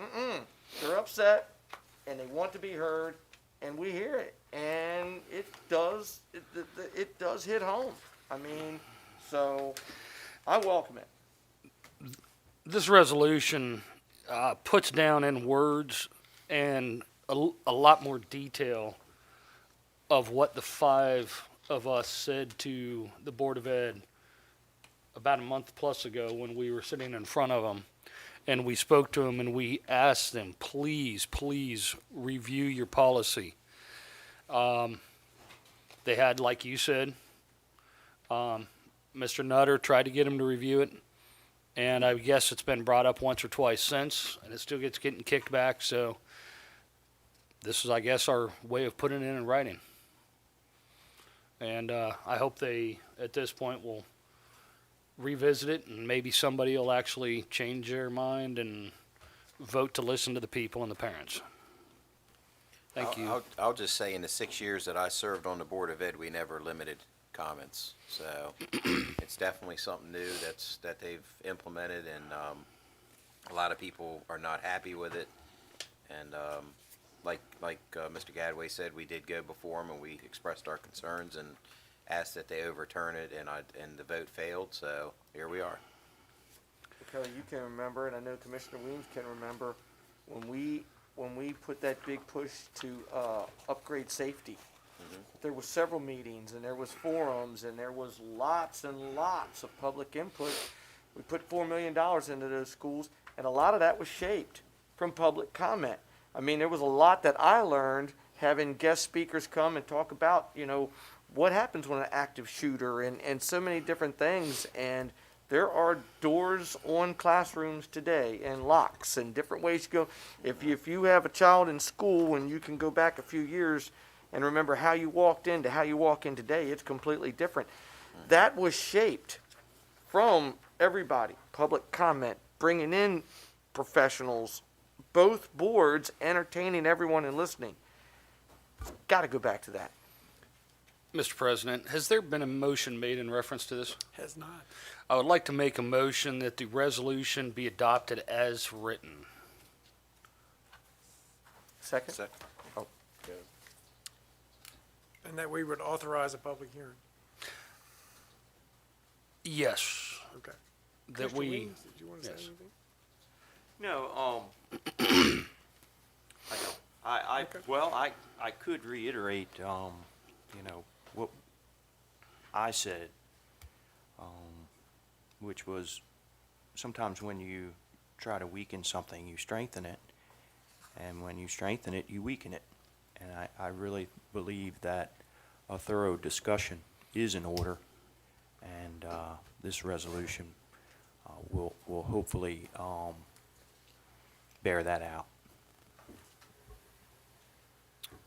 So for me, you know, as an elected official, you have an obligation to listen to your constituents. You know, whenever you shut that door, you've put a roadblock in democracy. You know, I don't want to get too high level here, but at the end of the day, they are elected officials and they have an obligation, and not everybody can put into words in writing what they really feel. And they don't know for sure that you read what they wrote or really heard what they were trying to say until they stand in front of you and present it in person. And I understand it can be 1 or 100. You know, we've all sat through it, listened to it. You know, it's just what you have to do. And on the other hand, those people that come in and make comments have to be respectful. You know, you can, you know, draw a line. You know, people cannot curse at you and, you know, use inflammatory, derogatory terms about you. I get that. You draw that line. But you have to have the ability for citizens to come in and voice their concerns. It's the way democracy was founded. So I support the resolution. I don't understand why they won't open up comment. It's part of the job. You have to do your job. So if there's no other discussion. May Yes, I, sir. Absolutely, sir. inject, Commissioner Gadway, could you amend your motion, because it's two parts? In essence, authorize a public hearing on the proposed amendment of Chapter 11 of the county code, sir. Yes, I thought I had don't amended wanna that do one. that. Okay. Yes, Okay. thank you. Yes. So I gave him a little hint. Right, he gave me the hint and I said, sure. Okay. I did not see that. I'm sorry. Okay. One final point of Yes, sir. discussion on the matter. After we left, and they said that they only had 6 speakers that day, they did end up having 11 people sign up. 1 person couldn't speak. The following meeting, they had, and good for the school board, they had 10 people come out and speak in favor and support them in what they were doing. So they met their 10-person limit at that point as well. And I believe since then, they've had another meeting that also maxed out the 10-person limit. So this is needed. Thank you. No other discussion. I have a motion and a second before us to approve and adopt the resolution addressing the Board of Education's policies and authorize a public hearing on the proposed amendment of Chapter 11 of the county code. All those in favor say aye. Aye. Opposed? Motion carries. Thank you. Thank you. And Commissioner, if I could, just for the public's knowledge, with the Police Accountability Board, we were instructed that those comments would be made available for the public to see that we have received your comments, and if there are any errors or omissions, to please contact us. So the accountability website, board website, has been updated as of today with the 4 data sets that includes town hall, survey, open-ended questions, and other comments that came in through Facebook. So please go look. So, and since you brought the subject up, our intention is to have a draft by November the 9th. I'm hoping to get some direction by November the 9th. I would not like to be as ambitious as having another draft, Well, but we're working, just want to make we- sure everybody we do understands wanna we work are working towards- on it. We right. do want to work towards a Yes. December appointments so that they can get the training they need to be effective July 1. Correct. Thank you. Thank you. Thank you. Thanks. So, still no finance and budget, so I guess we can move on to the presentation. Director Moreland? Good morning, or good afternoon, good lunchtime. Whatever. As long as it's not good evening. Right? Yes, exactly. Background, October is Domestic Violence Awareness Month, and the Department of Community Resources collaborated with the Calvert Commission for Women and the Calvert County Sheriff's Office to share information on current needs, resources, and opportunities related to domestic violence prevention and support for victims. Fiscal Impact none. Conclusion, to inform the Board of County Commissioners on the domestic violence issue in Calvert County and receive input on resource opportunities. We also have the Office of the State's Attorney joining us, and reached out to them as well. So it's definitely a group effort. So I mentioned our purpose, so I'll move on beyond that. And then moving on to these statistics, which Some of it you know, domestic violence is prevalent in every community and affects all people regardless of age, socioeconomic status, sexual orientation, gender, race, religion, or nationality. Certainly when we talk about domestic violence, we also mention elder abuse during Elder Abuse Month, and that falls under domestic violence as well. And speaking more about intimate partner violence, 1 in 4 women and 1 in 10 men experience sexual violence, physical violence, and or stalking by an intimate partner during their lifetime and experience an intimate partner-related event. Both these statistics illustrate how common and ubiquitous domestic violence is in our society, but particularly among intimate partners. Here you're going to see our Sheriff's Office data for domestic violence. So this covers 2019, 2020, and then up until, I believe it was the end of August 2021. And so the first graph is the domestic violence calls that come in through the Sheriff's Office. You can see that's very high. And then I wanted to give you the monthly average so you could see how we are actually increasing this year based on the monthly average. And then you'll see the number of cases for domestic violence, non-intimate partner versus intimate partner. And we did see an increase for non-intimate partner during COVID, so 2020 and 2021. Certainly families were living closer together and seniors were living with them, so that may be reflective of that change. Now this data is not quite as new. This is court data from their annual reports, FY17 through FY19. But this is helpful so you can see the trends prior to COVID. You can see the peace order cases filed at the district court in Calvert and versus the other 3 counties.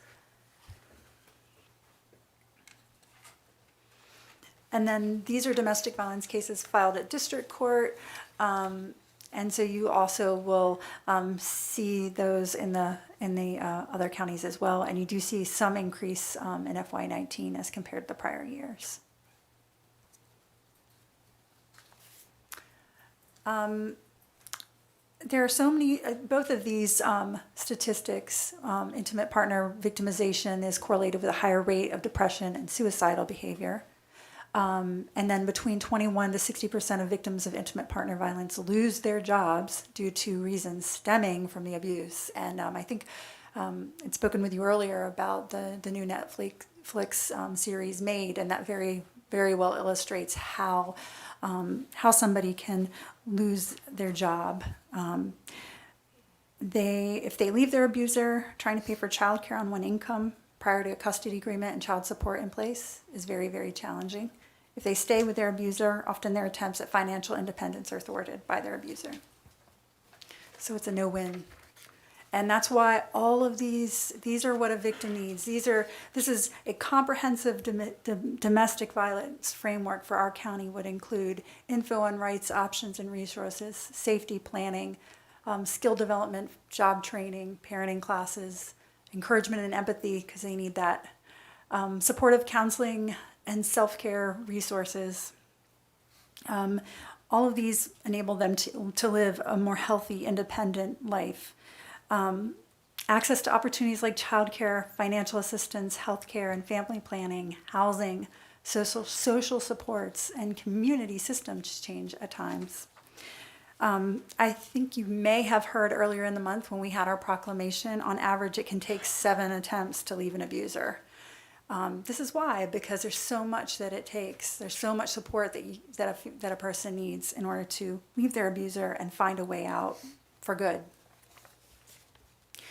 So I wanted to highlight some of the resources that we have in place, many of which you know of. We have the Safe Harbor Shelter, which provides 22 beds and case management and referral services for women and children.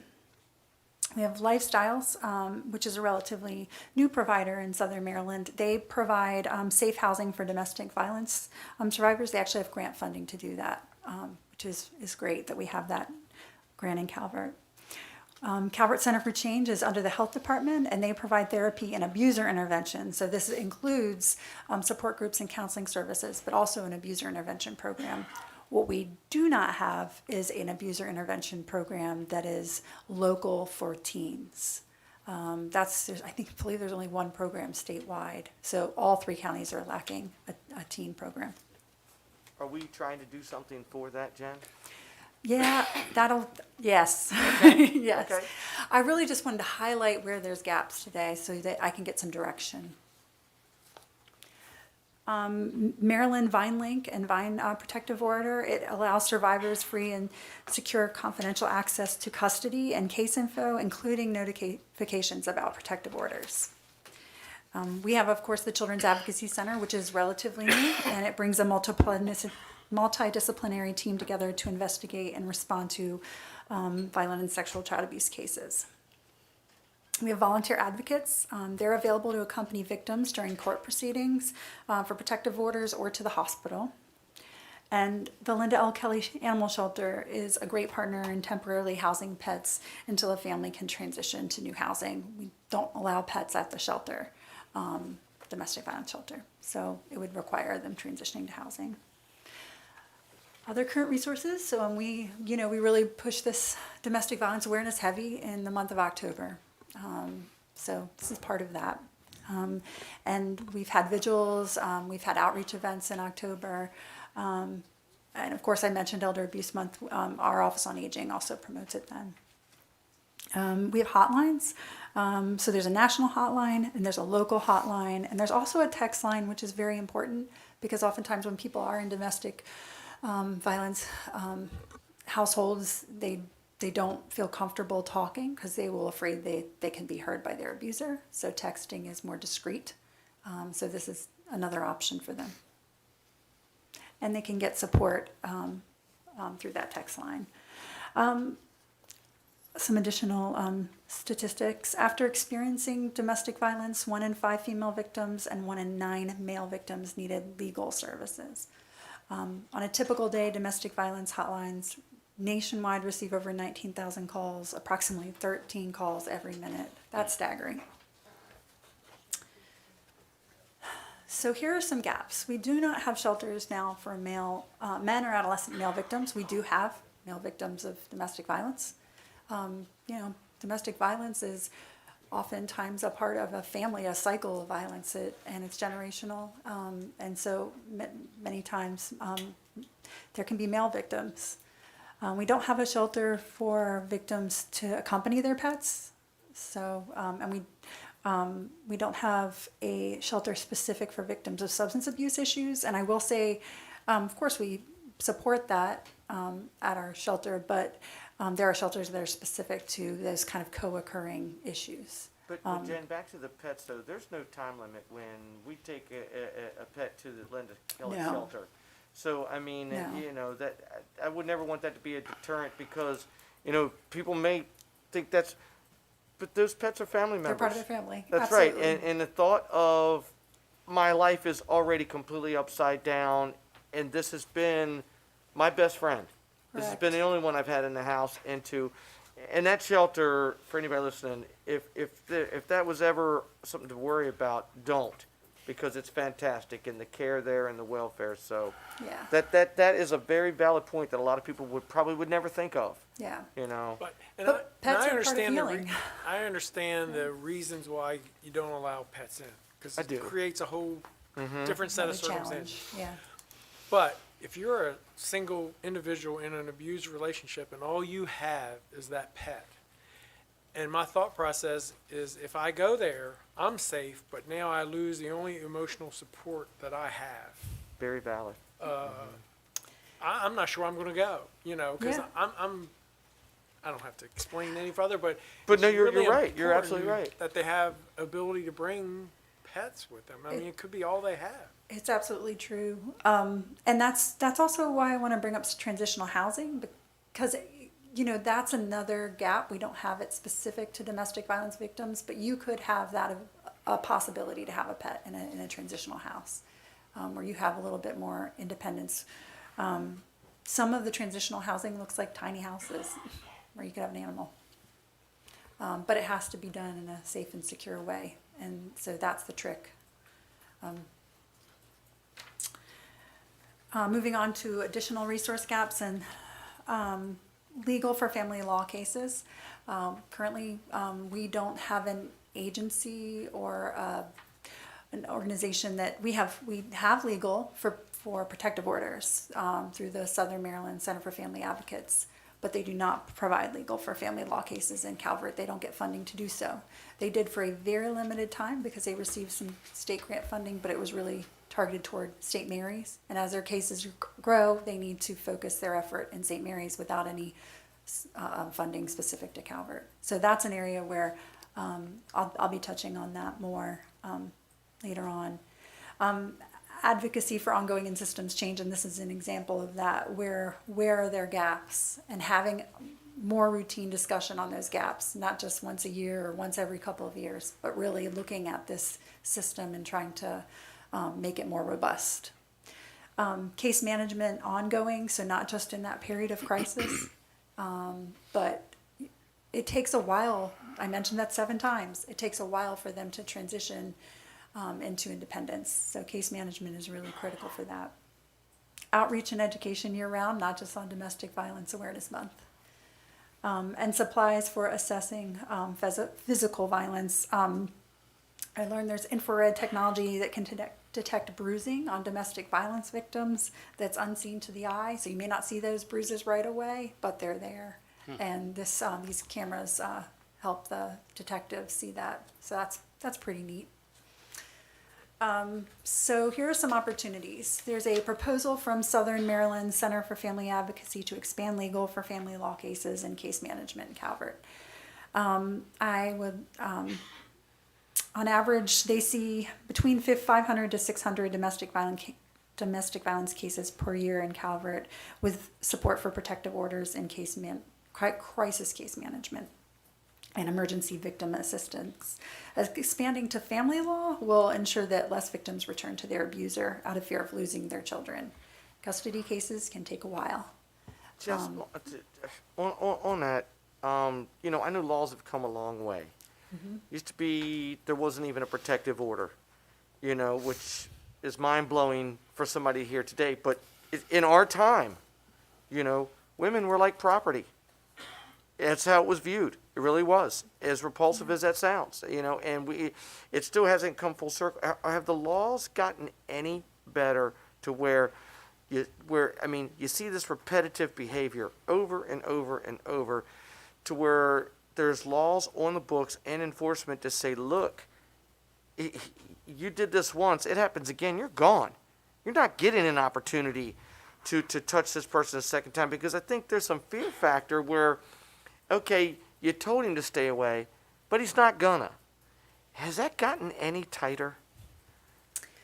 So you still have to show evidence of abuse in order to get what they call family maintenance. So it's basically like a year of funding child support, essentially, before the custody is resolved.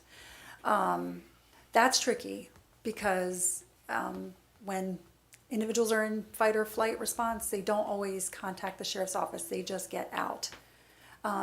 They're in a state of traumatic response. And so making logical decisions, thinking through all those steps that you have to take isn't immediate for them.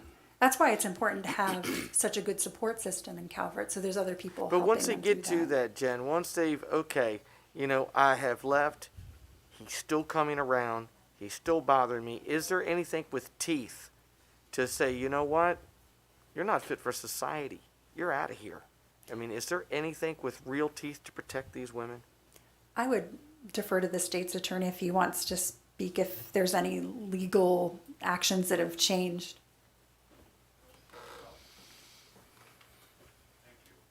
Sure. Robert Harvey, State's Attorney. Of course, there are criminal laws that if you have a protective order in place and it's violated, or a peace order in place and it's violated, there are penalties. You can go to jail for that. We take that responsibility very seriously. There's also criminal penalties for harassment, stalking, telephone abuse. All of those things come into play. The laws have continued to get strengthened. And just, you mentioned getting one shot, one bite at the apple, one dog bite. I've proposed to the Maryland consider introducing legislation or recommending legislation to take away what's called the marital privilege in domestic violence cases. Right now, if you're married and your spouse commits an act of violence against you, that victim has a marital privilege and can refuse to testify. It goes back to ancient England history. We're suggesting that maybe you shouldn't be able to exercise that privilege in those narrow range of cases of domestic abuse. I don't know whether they're going to adopt my recommendation or not. They may not. They may say it's been around for so long, we're not going to change the law. But my position is you don't get one free swing at your spouse. And you don't get the opportunity to pressure your spouse to exercise this privilege. Let the courts, let the agencies deal with it. So, Mr. Hart, you're absolutely right. The laws have gotten strengthened. Courts are very sensitive. You know, protective order cases, domestic cases, violence cases get called first. They get the priority in the courtroom. Good, good. That's good to hear. To see that kind of evolution with this awareness that we're talking about here today. So I hope that answers your questions. Thank you. Thank you. I also wanted to mention a recent change in law that did impact women that were receiving, basically they would get a drop in their temporary cash assistance from social services, or it was threatened of being taken away if they didn't seek child support. And in these cases, that becomes tricky because people really struggle with that in the beginning days of domestic violence. Some do, some don't. But now there is a 20%, this started July 1 of this year. They can get cut by 20%, but it's not taken away from them. And they need that additional assistance to get on their own feet in the beginning. So the other thing I wanted to mention is that there is a domestic violence deputy that was formerly funded by the Violence Against Women Act, and that is now getting support from the commissioners. It's Deputy Neil Jones. So he's specific to domestic violence. He works specifically to support domestic violence cases. And then the sheriff's office, in addition to that, I wanted to touch on Safe Harbor. The Safe Harbor board is down to one person, so it's functionally dissolved. We've seen this board over the years dwindle, and the health department is the only health department in the state of Maryland that runs a domestic violence shelter. They do much better under nonprofits where that's their sole focus. It promotes a culture of support for these victims that's and support in the community. Crisis work is different than behavioral health work. It's unique. And so back in 2016, the board agreed to put out a request for proposal for Safe Harbor to see if we could get any bids. We did not. I believe now that we have there are more opportunities, there are more nonprofits that would respond to a request for proposal. So I would like your support to reissue that RFP. We'll make some changes to it because, it's been 6 years. But I think it's time, and Calvert Commission for Women would support us in that effort. Also, the Sheriff's Office is expanding outreach to awareness campaigns in workplaces, and we've seen that Sharon DiMaggio from the Sheriff's Office has reached out to our county's HR office. So that's great to see. Whatever we can do to provide more education to citizens. Workplace campaigns are a great start. And then I mentioned expansion of shelter to include transitional housing. Certainly there are grants out there to support transitional housing. So this is another opportunity that we could look into. And then expanding into partner violence education, not just in schools, but we talked about the abuser intervention program, so that would really fall under this as well. But because it's very specific to looking support for students and educators so that they know what signs to look for, because this starts young.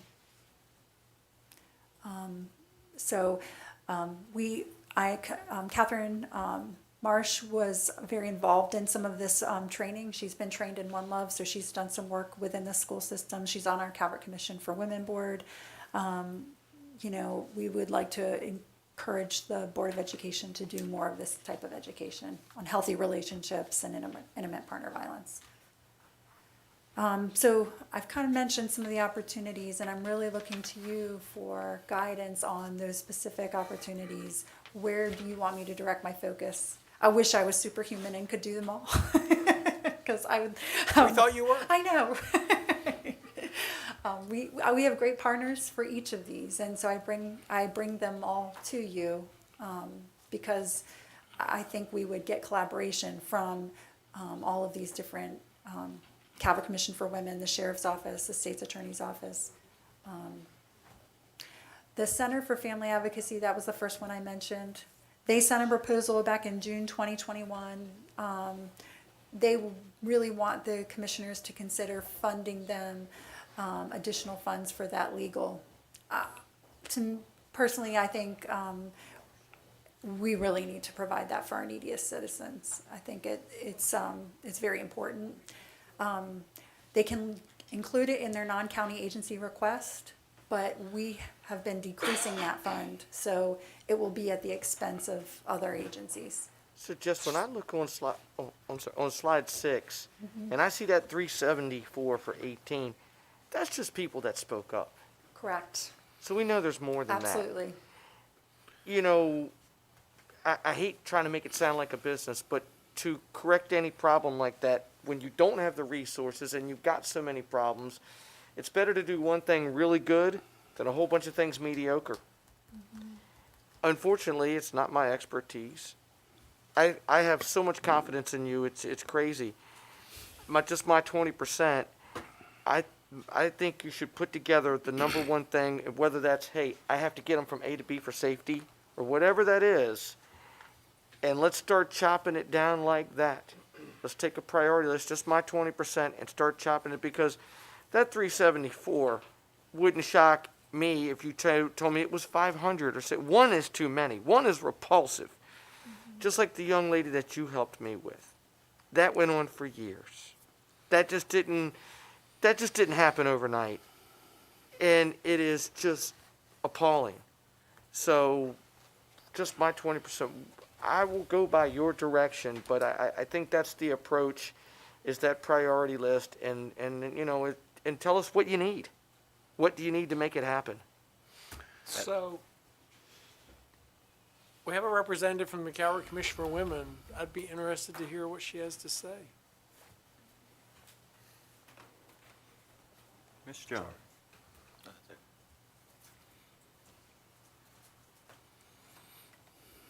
Good afternoon. Good afternoon. Good afternoon. Yes, ma'am.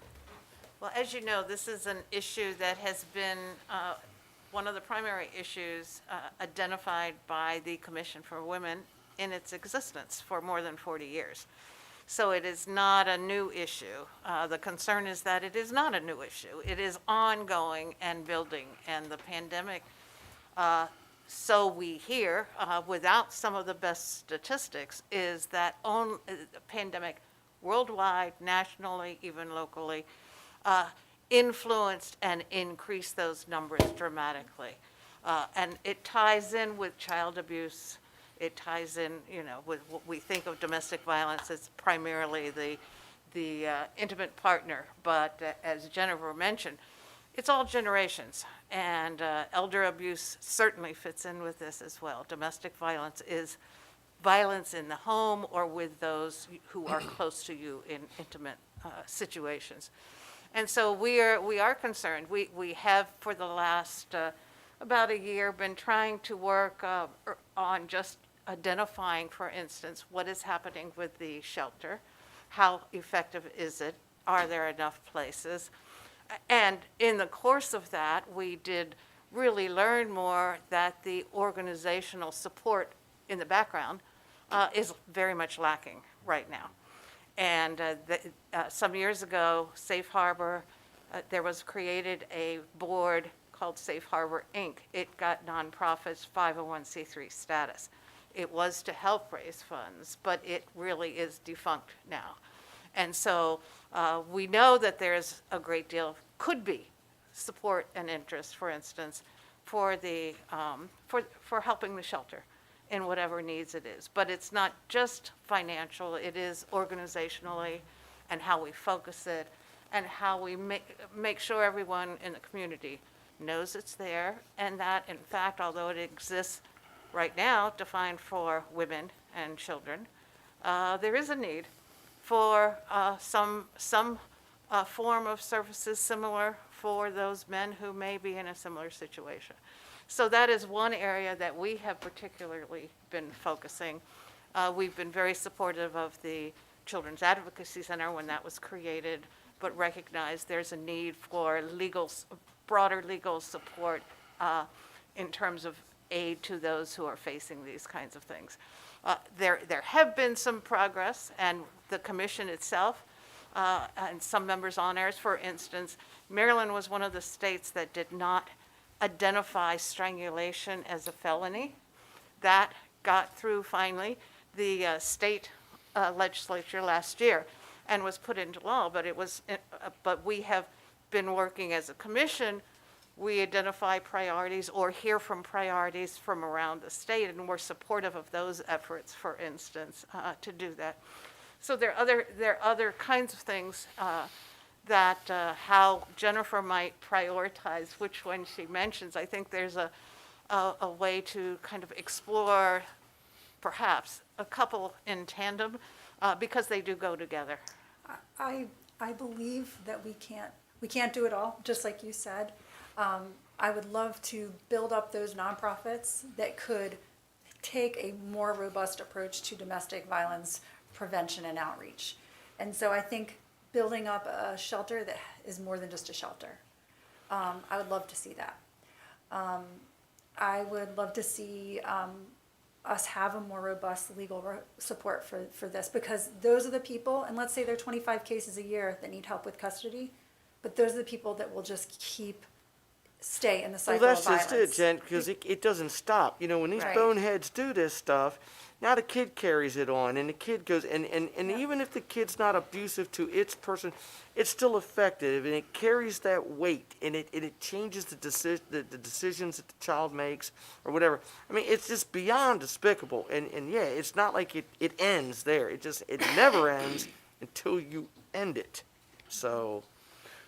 Commissioner McConkey? Yeah, I would just say my 20% is put a plan together of what you need and present it to us. And okay. I mean, we want to provide the resources that are needed to help these people. Thank you. I would love to do that in collaboration with the other agencies. They've been a tremendous support just for this awareness. Thank you. I'd love that opportunity. Commissioner Gadway? Sadly, sadly, when people want to put shelters in, sometimes there's this NIMBY attitude from the community, not in my backyard attitude.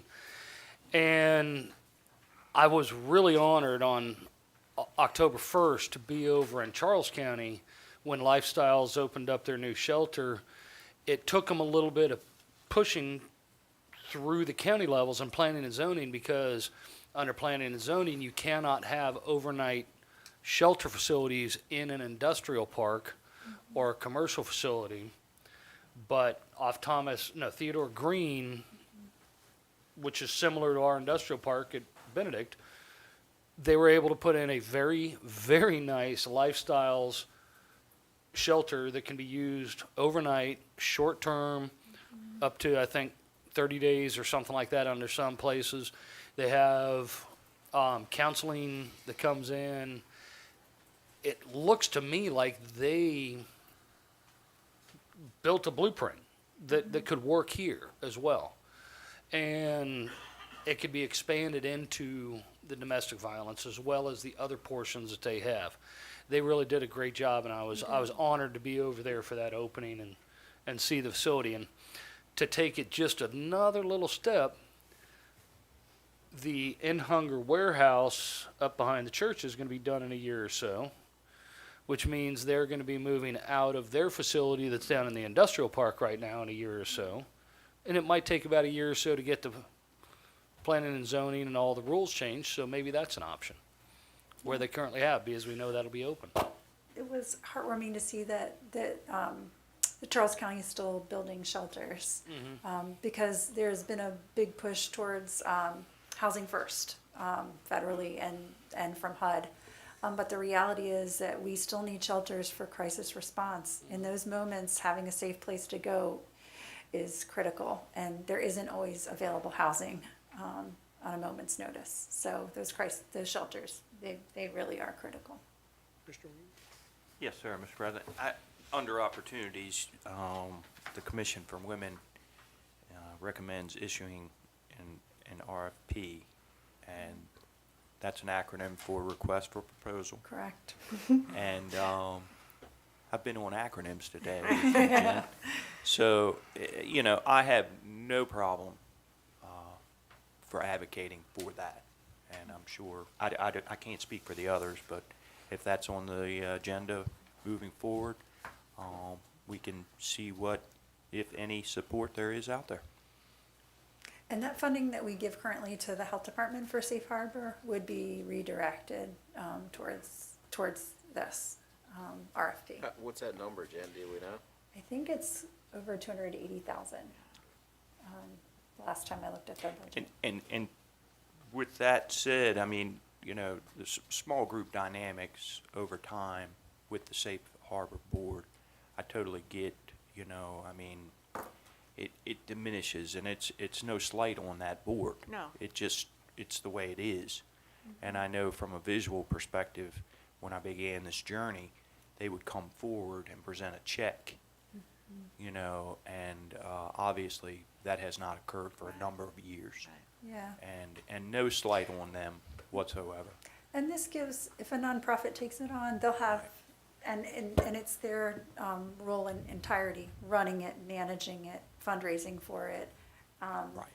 That will put, that really makes it more successful and less fragmented. So I think we'll see improvement once that happens. And kudos to Commissioner Kelly years ago. She was a staunch advocate of that. But it is an anomaly, as you stated. There are no other jurisdictions that operate that way. Yeah. So the only question I have, are there people that volunteer to take in individuals in this situation? Like a foster type of situation? I don't think so. I don't just think wondering. so. Yeah.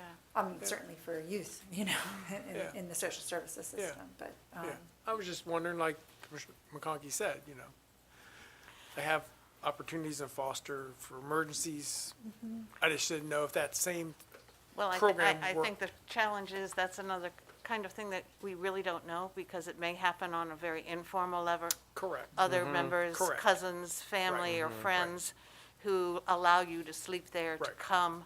But there is the big question of security. Right. until the people of Could the people courts. put people in a bad situation as Right. far as safety? Right, because you assume these people that come to you have no other option. And know. those are district court. Those are Right. not just the calls. Right. Those are those are the ones that get Right. through. That made it but that far. Further Right. standing, Yeah. yeah. Because if they had family and it was in a position, you assume they would take them in to help them. But these individuals that come to you have no support, nowhere else to turn, so. Yeah. Or they're- family could be part of the Right, Part of the problem. problem, so it's Well, complicated. you see that where they, it's, so I think yeah. what I've heard is, if you collaborate with whatever partners you think are important to the process and come back with a plan, it's hard for us to sit here today and say, oh, do that and do this and do this, Correct, yes. or do them all. We're not gonna do that. But if you put together a plan, and I think as far as an RFP, I think you can just do that. If you think that's something that needs to be done, I don't think you need to Agreed. come back to us and say, Agreed. get permission. I think we're giving you permission today. If that becomes part of your plan, you go ahead and do that. Okay. And you could have it done by tomorrow, right? I Whatever mean, works. we've done it before. Right. But for us to approve moving forward, we have to have more detail Yes. but I think the direction that you've heard today is work with your partners, come up with a plan of you know, what you can do now, how you can get it done, what can happen faster, you know, a priority list for us. I think that would go. Okay, great. Yeah, and just do an RFP if you need to do it. Okay.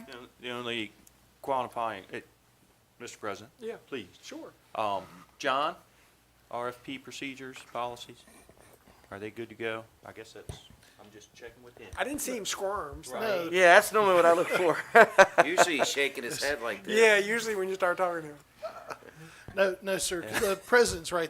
We don't need approval from the board to do an RFP. To an award an RFP may require coming back. So I think today she's outlined her need, you know, for the RFP, so it's not like it's just gonna come out of the blue. And I did receive Dr. Polsky's consent to move forward with doing the request for a proposal, and he's in agreement. Well, good. Yeah. You know how I like to avoid conflict. Well, we appreciate the presentation and all the help that you all have done, and we look forward to results. She is a wonderful leader of community resources in a variety of ways. She's superwoman. She is incredible. That's a fact. That's why I think she'll have it done by tomorrow. You might be right. No. Thank you so much. So thank you very much. Thank you. Well, I think based on what I see in the audience, we've sold some bonds this morning. So I'm staying quiet. I heard. Please do. I heard. We're running late. Dog says you don't. There was a vicious If rumor we don't somewhere. eat soon, we're going to look like them skeletons that were in our chairs earlier. Oh, Lord. No, I'm talking about from last week. And he's still. Good afternoon. Good afternoon. Good afternoon. I'm Afternoon. Sharon Strand, the Acting Director of Finance and Budget, and I'm here with Jen Dickerson and Joe Mason from Davenport, our financial advisors. And I also have on the phone Cheryl Guth from McGuire Woods, who is our bond counsel. So, so today, yes, the county did sell bonds, and we received 9 bids. And the top bidder was Piper Sandler and Company. And we did get a true interest cost of 1.59, which is lower than anticipated. We did remove the refunding from the bond sale because the benefit, because of the rise in interest rates, we decided to remove the refunding. If you have any questions, any additional questions before I move on? So just for the record, do you recall last year's bond sale, what the interest rate was for that? I do not recall, but I can get that information for you. It was lower because Just it so was the a different public environment that we sees. were in. Mhm. Right. There's no reflection on the sale itself, it's just the market and where we are. Yeah, I mean, I believe this is the lowest. And you are, who are I'm- you? Joe Mason with Davenport and Company. Good afternoon, Commissioners. Congratulations on a wonderful sale result. I was just going to say that I believe this is the lowest true interest cost the county has ever achieved, so congratulations. Good. And we did hear last week that we did get a AAA bond Yes. rating. I heard that somewhere. We heard that somewhere on the street. Somehow it got leaked So- out. I don't know. We want to thank Davenport for their assistance in working through that process, and I want to thank Finance again for all their hard work to make that happen. You know, as I said before, you know, it's a report card on us of how financially stable we are when you get that AAA bond rating, and it saves us money when we sell bonds. So it's a double bonus there when you get that AAA bond rating. So could have done that without all of your team. So we Yes. greatly appreciate that. Yes, thank you. Yeah. Yes. And I like the continuity that we've put together. I thought you were going to talk. Yeah, I know, right? He already owes me Yeah. $2. Yeah. But you know, it's a nice, well-oiled system, and I, don't want to get ahead of it. I mean, it's a lot of work. It's starting today. Yeah, I did get ahead of it last week, but starts today. Working on next year. I mean, but and that's with you guys. You guys have been, since I've been on first elected. You guys have been rock solid. So thank you. Thank you. So, Thank you. and we added the video this year, which I think was a good touch. And That was very cool. for my 20%, I like virtual bond meetings. Just You don't Just like the from my point- traffic in New York? No. I don't like going 3 days for 3 half-hour meetings. so Right. I'm good with virtual. And so it was an excellent process, probably the best process I've seen since I've been here. There were less questions this time of the raters because of the information that you all had provided ahead of time. So it was very smooth and seamless and worked out very well. So how many bonds did we sell today? I'm sorry. So originally, in the original memo that we provided to the commissioners, we were originally going to sell 28.7 million, but 3 million was part of the refunding. Since that time, we have slightly reduced how much bonds we were going to sell. So currently, we sold 24,957,000 in bonds. And people can go to the website and see the projects that are funded by that bond sale, correct? Correct. It is part of the original memo. It has reduced slightly. Okay. So again, I just wanted to let you all know that we did receive 9 bids, and we recommend that we award the bond sale to Piper, Sandler and Company, and have the board sign the attached resolution and required documentation. The resolution sets forth the award to Piper, Sandler and Company. It also sets the interest rate that the bid proposal included. It also sets the maximum principal amount, and it documents the bond amortization schedule. So I don't have that motion written in front of me. Mr. President, Just move it. I'd like to make a motion that the board award the sale and sign the required documents. Second? Have a motion and a second that we approve the sale and sign the documents. Any discussion on that motion? Hearing none, all those in favor say aye. Aye. Opposed, motion carries. Thank you again, all of you. Thank you. very much. Thank Commissioners, if you don't mind, I would like to say this. Obviously, the face of, with Joe and Jennifer, not only being consultants, but also being teachers, to me especially. But the face of this effort looks differently than last year. So we did things a little bit differently. All credit goes to staff and also obviously to Joe and Jennifer for the advice and the consulting that they gave. I think one of the things that we're going to do that I don't recall over the last couple of years is, when we get background information on how well we did, we also get background information on those areas that we need to improve upon.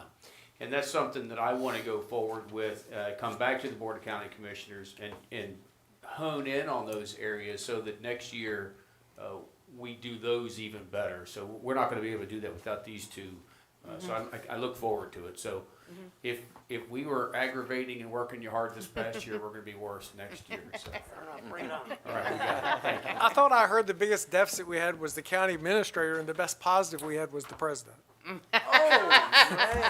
We're going to check that. Getting fact check out. And he woke up from that dream. Can you I'll fact say- check that somewhere? It was actually staff. It was not me. And, sir, I'll throw you in there, but we're going to fact check. But thank you all again very All right, much. Have a thank great you. day. Thank you. So that will bring us to public comment. Is there anyone in the audience that would like to make public comment or on the phone? There is no one on the phone, and I know there is one gentleman in the audience, so I'm going to start with, commissioners have adopted rules to maintain the order and decorum of the public process and maintain the dignity of the governmental process. Copy of that's found here to my right, and the Ethics Commission has asked us to remind speakers of public comment that lobbyists include those who seek to influence local policy and are compensated for doing so, or provide gifts to local officials. Speakers of public comment are strongly encouraged to review the Calvert County Ethics Ordinance and register in advance if required to do so. Sir, please state your name, your address, and whether you're speaking as an individual or as the designated representative of a group. Thank you. My name is Dan Cannon. I live at 13457 Stowaway Court in Solomon. I believe the Lord stowed me away there. And I'm happy to be there. That's great. I'm sorry, sir, we are recording this, so we have a technical issue. I'm going to switch out microphones for, if you don't mind. Oh, fine. We go through a lot of batteries.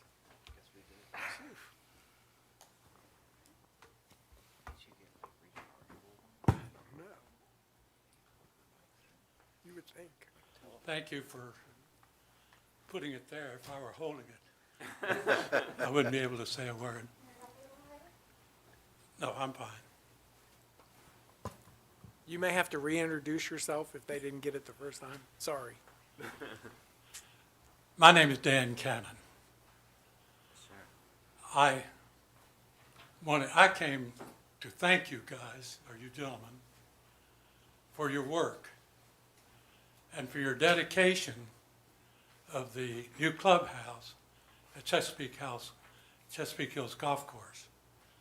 The way you handled that inspired me to send you a request for a meeting on a related matter. I believe that and by the way, I thought before we had the meeting, if it were possible, that I should come and see what your day was like, because it helps to know who you're talking to when you're trying to make a point. So I was here last week, I'm here this week, I've seen enough. All right. And I thank you for letting me talk to you. Thank you. Thank you. Thank you. Thank you. So much, sir. So we have no one on the phone, correct? Anyone else in the audience? Excellent. Next item on the agenda is Commissioner reports. Commissioner Gadway. It's very good to be back. I looked forward to it for about a week and a half because I missed you guys so much. Yeah. So it is good to be back. Thank you for holding my spot. Before I went on a little bit of a reprieve, I was able to go to the Smart Building opening in St. Mary's County. It was extremely interesting. That is the Southern Maryland Automated Robotic Research Technologies Building, I believe is what it is. It's a whole lot of words for the letters. And it's by the University of Maryland Systems, which has a whole bunch of other people involved in it as well. It's a $89 million facility down by the airport, 84,000 square feet, and it is going to employ a lot of people that are going to be learning about and programming robotics, and they have an inside flight facility where they can tie aircraft down, and it was just really, really neat to go see. So there is a large portion of employment coming down just across the bridge. So I was excited to see something like that coming to Southern Maryland. Thank you. Commissioner McConkey? Yes, so I believe me, Commissioner Hanson, Commissioner Weems, we attended the CSM and Farming for Hunger ribbon cutting, which was a really great event, showing how they're going to be growing all their vegetables and everything for the students and their families and all that good stuff. We also attended the Northern High School dedication the other day. I know everybody was like, well, that's been open for a while, but I guess COVID had slowed that process down, so that was a nice event. We also attended the Boy Scouts ceremony this weekend, and yesterday evening I attended the Calvert Alliance Against Substance Abuse annual awards banquet. So I've been pretty busy. Very good. Commissioner Hart? Nothing this week, Mr. President. Commissioner Weems? Yes, Mr. President. I just want all the youngsters and adults who celebrate Halloween this weekend to have a great time, be safe, and look out for the ghosts and the goblins. So, as Commissioner McConkey mentioned, we were at the community college last Thursday night to dedicate the collaboration between Farming for Hunger and the college. And as I mentioned that night, you know, it's not just about teaching kids or adults how to grow crops. It's about changing lives. And the program that Bernie Fowler Jr. started 16 years ago, I think he said, the work he's done, not just feeding the hungry, but he partnered up with the Southern Maryland Correctional Institute and got inmates involved, and some of those inmates, you know, really changed their life, and now they've become productive citizens out in the community, and they were on a path that was not so productive. So we have to give kudos to Bernie on his efforts to do that. And if you're in the neighborhood, just swinging by there, you can see the greenhouses are right out front. They had some beautiful crops they're growing, but they didn't feed us any, which was a little disappointing. That seems to be the new thing. The new thing, yeah. But thanks to the community college and Bernie for making that happen. We also, Saturday morning, went to an Eagle Scout ceremony in Chesapeake Beach for Ian Smiley. I don't know how many Eagle Scouts we have in Calvert County, but it's a lot. Well, the week before that, there were 7 at one time. Yes. So, The national average is 4%, but even the Boy Scout regional individual said it's a lot higher than that in Calvert County, because we turn out a lot of Eagle Scouts, which is a great thing, and we have a great program. So if you have a young man or young lady, I would suggest that you look into the scouting organization, because it turns out great young men and ladies. We dedicated Northern High School on Sunday, as Commissioner McConkey said. You know, it was a little while in the making because of COVID. Project was about $73 million or so. I think the county's got about $40 million in it. Nice, brand-new facility. Looks wonderful. Students are very happy. But I also mentioned on Sunday, you know, it's not about bricks and mortar. At the end of the day, it's the teachers and the staff that make the difference and impact those kids' lives. So we always have to keep that in mind, that the important cog in this wheel is the staff and the teachers, not the bricks and mortar. Commissioner Williams mentioned Halloween's coming up this weekend, and hopefully it's a normal Halloween, and there'll be little trick-or-treaters out running around, so just be extra careful and have some candy on hand in case they stop by. And we also want to mention on November the 11th, we've scheduled groundbreaking for Beach Elementary, long-needed elementary school in the beach. So on November the 11th, they scheduled the groundbreaking to get that project going. And the last thing I have is Senator Fowler, that a lot of you knew, previous County Commissioner Fowler, ended up Senator Fowler, is going through some health issues, and I would ask that we all keep the good senator in our prayers for all the great work he's done here in Calvert County and for our citizens for a long, long time. So please keep him in your prayers. And that's all I have. So, Commissioner Weems? Yes, sir, Mr. President. I'd like to make a motion to enter exec session pursuant to general provisions, articles, sections 3-305B1I to discuss the employment evaluation of an appointee, employee, or official over whom it has jurisdiction, and 3-305B8 to discuss pending or threatened litigation. second. I have a motion and a second that we go into executive session. Any discussion on that motion? Hearing none, all those in favor say aye. Aye. Opposed? Motion carries. You all have a great day.